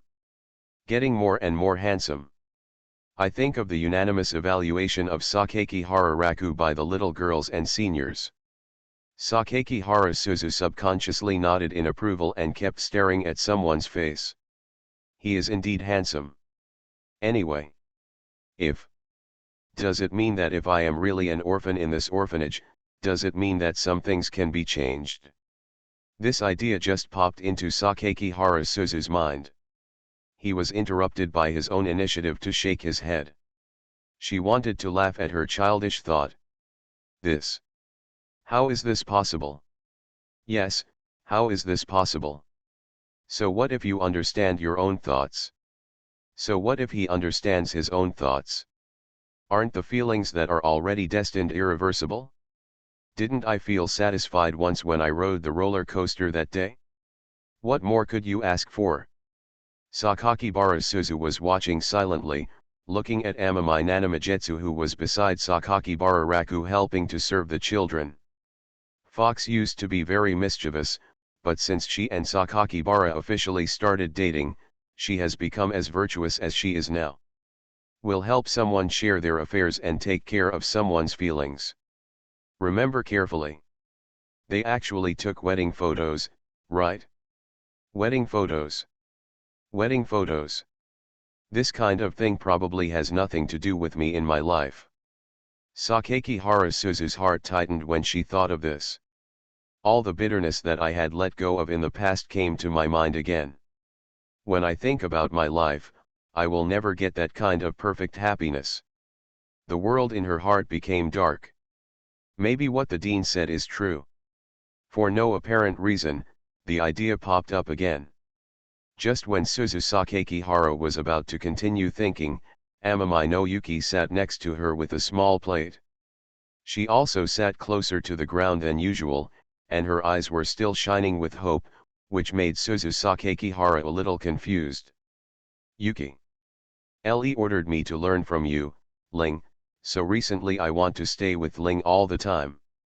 Command? Study. Study what? Learn to be a sister. Have you talked to my brother? Amami Nazuki has been looking at Sakakihara Suzu and nodded, yes, as Le said, if I want to stay, I should learn from you, Suzu. Ah. Brother, he's here again. Sakakihara Suzu doesn't mind helping someone deal with his emotional problems, but this is Yuki. Snow. My best friend, my best friend. She fully understood that someone was avoiding Yuki's true inner emotions. Although I can understand his difficulties, this is very unfair to Yuki. What my brother said is a bit too much. Excessive. Tianhai's Higsyu's expression was as innocent as that of an AI girl who had just learned to speak. Sakakihara Suzu shook the leftover chicken leg bone in her hand and explained, I am sure that my brother understands your inner emotions, Yuki, and he knows that you like him. Why does Yuki think he asked you to do this? Have no idea. Idiot Yuki, it's because he can't accept your feelings at all. Hearing these words, Tianhai's Higsu lowered his head, showing a childlike loss. The voice also became weak and small. Ling, does he hate me? He should have answered you about this. He definitely doesn't hate you, and as his sister for more than 10 years, I know that he has certain feelings for you. But for many reasons, he is destined to be unable to respond to you. Then what should I do? There is no way, Sakakihara Suzu told the reality to this innocent child very cruelly, unless you let Kyo and Liulai leave my brother, only in this way can you have a chance. Can't do this. Yes, you can't do that. So there is no solution. And with my brother's character, even if Sister Kyo and Sister Liulai leave him, he will chase after him, right? What about my brother? Even though he is a scumbag, but when it comes to dealing with feelings, I am still very, very serious. Tianhai's Higsu was silent again. Sakakihara Suzu answered at the same time. I also sympathize with what Yuki is going through. Ultimately, she and Higsu are both people who cannot change their current situation. On the one hand, we have to consider whether Sakakihara Raku will accept it, and on the other hand, we have to take care of the feelings of Chi Minjio and Julie Yulai. If they did something secretly, it would be a kind of betrayal for Chi Minjio and Julie Yulai. He and Higsu seem to be the kind of supporting characters in anime who can only serve as foil for the heroine and can never gain true feelings. There is always a sense of powerlessness and destiny hanging over my head. Do not know why. Sakakihara Suzu suddenly became concerned about the story told by the dean. Baby girl with purple eyes, stolen, similar to herself. All kinds of traces linger in her mind. If my identity changes, maybe, there is not any slim hope, right? The more Sakakihara Suzu thought about the past events mentioned by the dean and the sudden escape of her father, the more something was wrong. It's not that I don't believe what I said, but my memory has been inaccurate since I was a child. It's really untrustworthy. Maybe you should start investigating on your own. Right? Yes, investigate. After confirming these thoughts, Sakakibara Suzu looked at Amamine Wayuki again, who clearly liked to eat, but her chopsticks were motionless. Now that I have found some clues, shouldn't I also help my best friend think about it? As for the jealousy of women. Please, when someone has two things to do, you are already jealous enough and get used to it. So Sakakihara Suzu thought hard. See if there is anything I can do to help Higsu. Yuki. Yeah, Amamizuki turned her head slightly and winked at Sakakihara Suzu. What about you? Actually, it's not like you don't have any chance. Opportunity, Tianhai's Higsu was very confused. Yes, look at my brother, does he really like Sister Kyo and Sister Liulai? Yeah, Tianhai's Higsu nodded in response. So, Sakakibara Suzu raised her voice with confidence, then quickly lowered it. She leaned close to Amamizuki's ear and lowered her voice, so, Yuki, you just need to make my brother like you too. But, Ling didn't mean Xiaoqi and Xiaoju just now. Oops, what I'm saying now is, let my brother take the initiative to like you. I don't understand the difference. Tianhai's Higsu looked confused. Sakakihara Suzu patiently explained. Think about it, does the reason why Sister Kyo and Sister Liulai can coexist peacefully depend on my brother liking them both at the same time? Right. So as long as you let my brother fall in love with you again, and then he can openly say to Sister Kyo and Sister Liulai, I'm sorry, I also like Tianhai's Higsu, this is a fact, Yuki, isn't your chance coming? In this way, you are not betraying them both. After all, This is a fact and there is nothing you can do about it. Amami Yuki didn't quite understand, but she understood what Sakakihara Suzu said. She lowered her little head again and repeated it several times in her mouth. As long as Ellie likes me. That's right, Sakakihara Suzu nodded proudly. She didn't expect that she could be so smart. Then how can I make Ellie like it? I wanted to play guitar for Ellie before. But if you want to be liked, just do things that make him like you. Do what you love. After Tianhai's Higsu listened, she felt as happy as if she understood something. She had sincere eyes and whispered her thanks to Sakakibara Suzu. Thank you, Belle. Hey, no, we are good sisters. But if Higsu's wish is fulfilled, don't forget about me, sister. Okay, I will definitely not forget Sister Ling. About the fact that I unintentionally raised my sister to be a cripple. Author, Wo Bulletin 11 Huan Tou Lan. Chapter 394.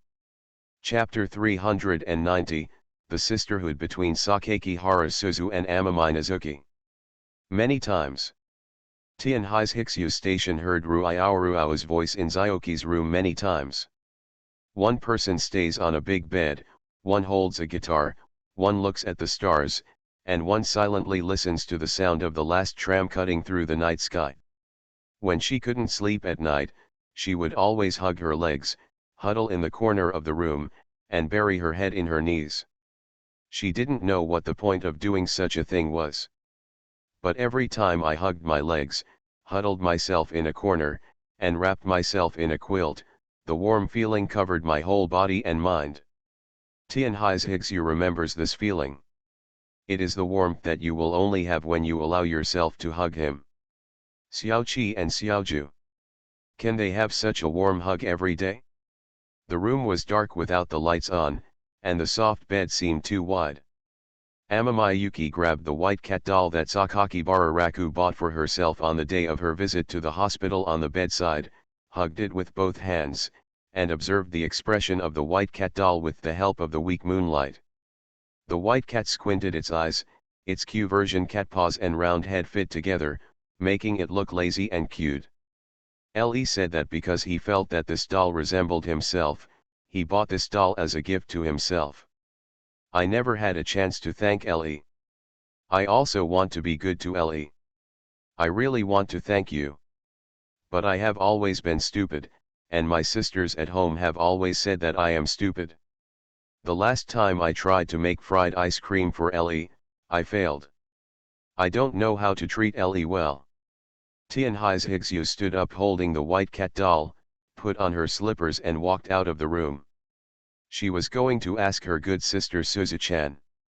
Arriving at the door of Suzu Sakakibara's room opposite, Amami no Yuki opened the door and walked in without knocking as usual. Ling's room was also dark, with the curtains drawn, and only a faint sliver of moonlight filtered through the thin gauze curtains. The air conditioner whirred cold air. Compared to the stuffy air in the corridor just now, the air conditioning in Sakakihara Suzu's room was much heavier.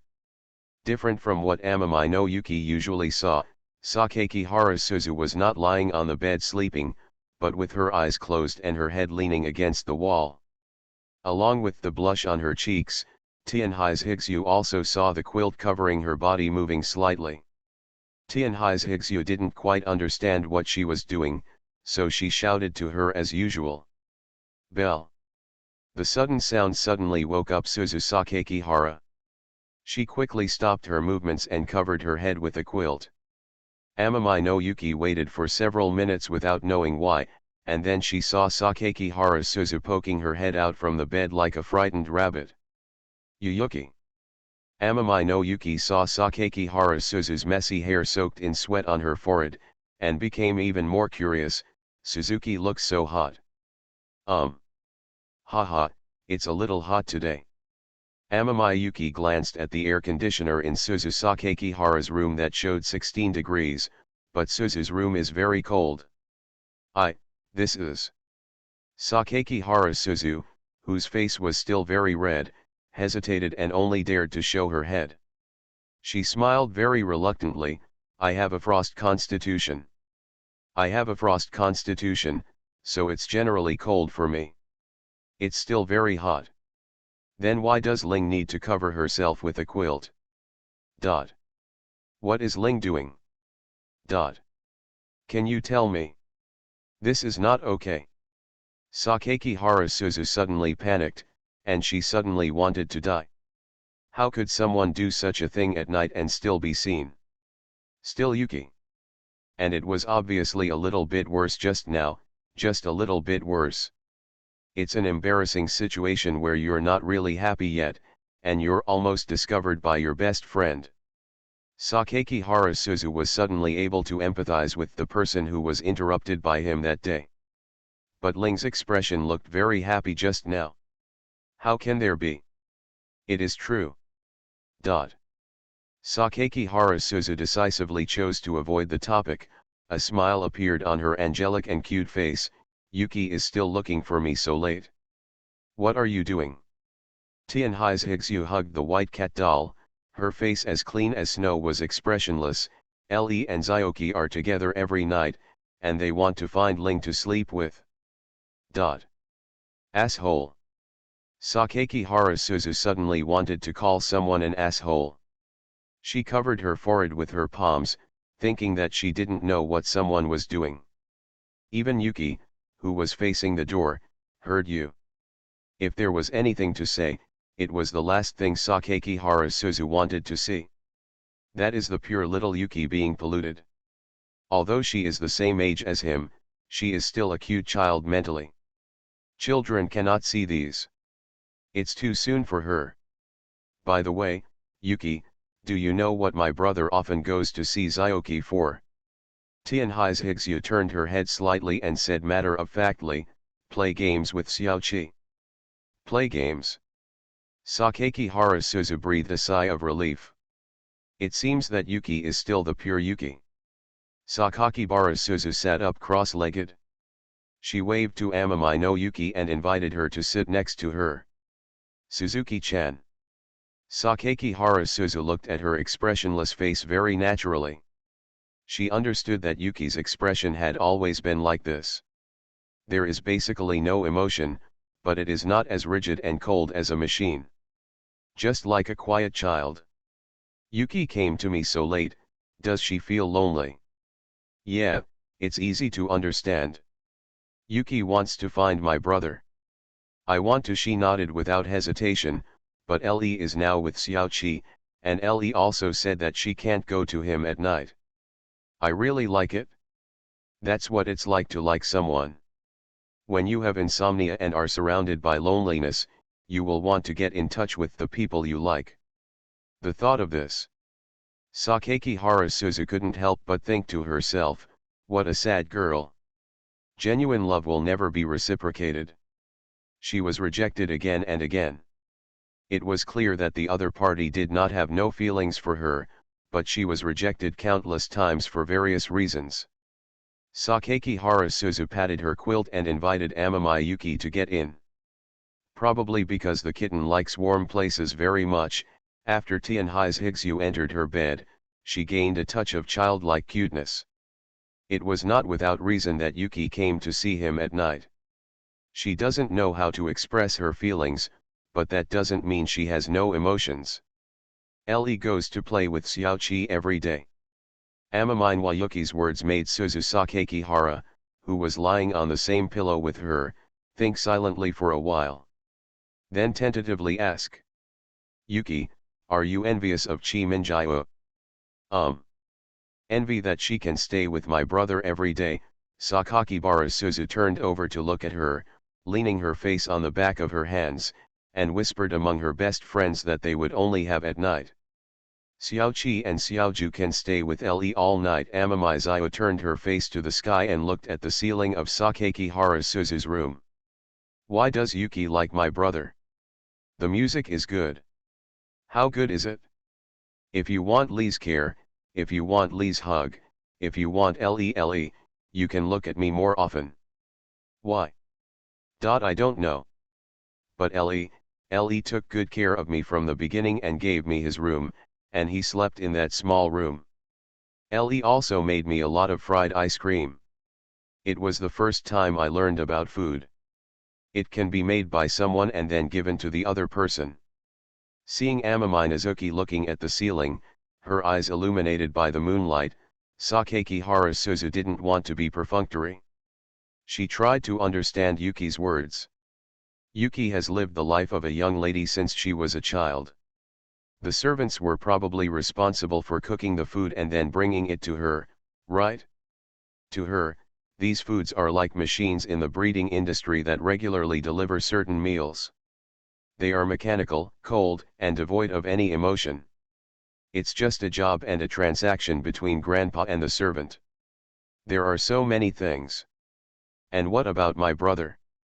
Not only is he keen on making food for his family, he also does it with emotion and gives this thing to each other unconditionally. And then I look forward to other people's responses after eating. Yuki, maybe she saw her brother's enthusiasm when making food and was infected by his feelings, right?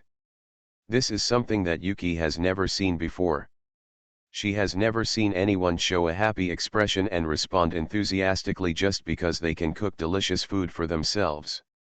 This is probably the first time Yuki has experienced the so-called emotion. Well, it's no wonder that I always feel that the bento from the supermarket will be less flavorful when I eat it at night. The feeling of home is missing. Sakeki Harasuzu couldn't help but ask herself in her heart. Do you want Yuki to be happy? Hope. Definitely hope. Even if that person is Lele? Yes. Even if that person is Lele. Even if Yuki conflicts with your own ideas. Conflict. It didn't matter. Ever since she accepted the existence of Tenkai 7 Moons and Tenkai 9 Ruri, Sakeki Harasuzu found that having one more person or one less person had no effect. If you ask why, it's probably because you're used to it. Get used to someone being surrounded by warblers and swallows. Sakaki Harasuzu held Amami Nazuki's hand. So, Yuki came to me today. Doesn't he have the courage to take the initiative to attack my brother? Tianhai's Higsu turned around from the pillow. Well, because Le and Zyoki said they shouldn't get too close. Yuki Sakaki Harasuzu said earnestly, you must understand that Sister Kyo and my brother are telling you this to limit you from getting too close to my brother. It is also to limit my brother from being reluctant to let you go in a real sense. I don't quite understand what Ling is trying to say. What I mean is that if Yuki wants to be liked, you have to break the constraints they have set for you. If you keep walking within the framework they have set, you will never be able to get likes in the true sense. Listening to what Sakeki Harasuzu said, Amami Yuki looked at the ceiling again.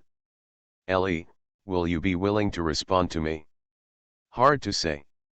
If I confess my love to Ellie, will Ellie accept it? Sakeki Harasuzu remembered that Yuki had forgotten her confession, and saw that she was full of expectation at this moment, as if her eyes could pierce people's soul. She felt inexplicably uncomfortable in her heart, certainly not now. Belle. I really want Ellie to take me to see more things in the world. I really like traveling with Ellie. Because these are things you have never had, Yuki. Sakeki Harasuzu thought in silence. Ling, I often dream at night. Tianhai's Higsu stared at the darkness on the ceiling. What are you dreaming about? I dreamed that Ellie was no longer around. What will happen if he's gone? It's so dark, you can't see anything. Every time at this time, I would huddle in the corner and think about Ellie holding my hand and carrying me. Then what? Sakeki Harasuzu asked again. Then all the dark places dissipated. Tianhai's Higsu stretched out his small hand towards the ceiling and stared at his spread fingers. He pulled me out of there and out of the room. Outside were woods and grass. He pulled me, he took my hand and led me to run on the path. There was a lot of sunshine and a lot of green leaves blown by the wind. He led me to run all the way, and ran all the way to the outside of the woods, where there was a big sea. A sea of. Sakaki Harasuzu looked at the movement of her hand. After listening, she couldn't help but ask, this is all Yuki's fantasy, right? Amami no Yuki retracted her little hand that was stretched out in the air, turned her head to look at Sakaki Harasuzu, her eyes were bright and translucent. Yes. Because it is an imagination in a dark corner. Why do you think about this? Le won't take the initiative to hold my hand now. I can only imagine these scenes. The best things about people. It is the longing for what the heart longs for. The gaze full of expectation is as innocent and sincere as a child without pollution. Isn't this the emotion that human beings most desire to have? Cuteness without a trace of evil thoughts, sincere and simple cuteness. Just like a child seeing the sea for the first time, there is an unfounded and novel feeling of happiness. Sakaki Harasuzu seemed to see like from another dimension on Amami Nazuki's face. This feeling. So wonderful. This made Suzu Sakaki Hara recall her own emotions. Recently, she only cares about the surface, but she understands that deep down in her heart, it is definitely not the most superficial kind of love. Because of this, Sakaki Harasuzu's desire to help Amami no Yuki became stronger and stronger. Then I finally want to ask Yuki a question. Ling said. Why my brother? Why did you choose my brother? Choose. That is to say, Yuki, why do you only like my brother? Instead of expecting other people to like my brother, it is so difficult for you to like my brother, and the world is so big, it is very likely that there are other people who will be so good to you, isn't it? Amami Nazuki blinked at her, as if she couldn't understand why Sakaki Harasuzu asked this. She said immediately, almost without thinking, but, only Le is so good to me now. Yuki's answer. The problem that Sakaki Harasuzu had been struggling with for a long time these days was almost solved. Indeed, compared to chasing an illusory future, focusing on the present and seizing the most beautiful things at the moment, isn't it the most worthy of action now? If you can believe in a future that never existed, why can't you believe in the present? Effort. Trying to seize the present is the most appropriate choice. Moreover, Le is also the first person who is willing to do that to me. As Le said, there are many things in this world that I have never seen before. There is not so much black in the world. The world is colorful, just like the rainbow. If possible, I would like to travel with Le, embark on a journey together, and see all kinds of things that I have never seen before, and see plants and environments that I have never seen before. Sakaki Harasuzu imagined what Amami no Yuki was talking about. Travel together. Presumably, I will show myself to be very reliable during the trip, right? Hunting, cooking, surveying, etc. will all be completed smoothly by him. Tianhai's Higsu was like a burden that only knew how to eat and act cute, following behind him cautiously. However, from a practical point of view, it is indeed a burden, but from a spiritual point of view, Yuki may be able to comfort his soul. Her stupidity, her lack of intelligence. It's all a lovely part. When I see the actions of some idiots, I can't help but smile. The two are like partners, supporting each other, growing together, and taking steps step by step in a world full of unknowns. Ah! Just thinking about this kind of thing makes people feel wonderful. Sakaki Harasuzu couldn't help but laugh. Yuki. Yeah, I'm listening. I support you. Support what? Try to take down my brother. Thank you Ling, but why did Ling say that? Well, I just think that you and my brother are a good match. Thinking about how he will teach you all kinds of knowledge after you are together, it is absolutely sweet and heartwarming. Of course. I won't just look, occasionally I have to get in between the two of you to chat, so that the family can be harmonious and happy. Then I will definitely take care of Sister Ling. Idiot Yuki, I don't need your care. Oh well. Of course, it's okay to take proper care of my sister. Then take care of each other. Yes. That's it, it's best to take care of each other. Sakeki Harasuzu took Amamine Wayuki's hand again. This time, she put her forehead and Tianhai's Higsyu's forehead against each other, feeling each other's body temperature. So, Yuki needs to be braver and more proactive in order to win someone's favor. Yuki will succeed. Thank you, sister. Amamai no Yuki also closed her eyes and spoke softly under Sakeki Harasuzu's gentle words.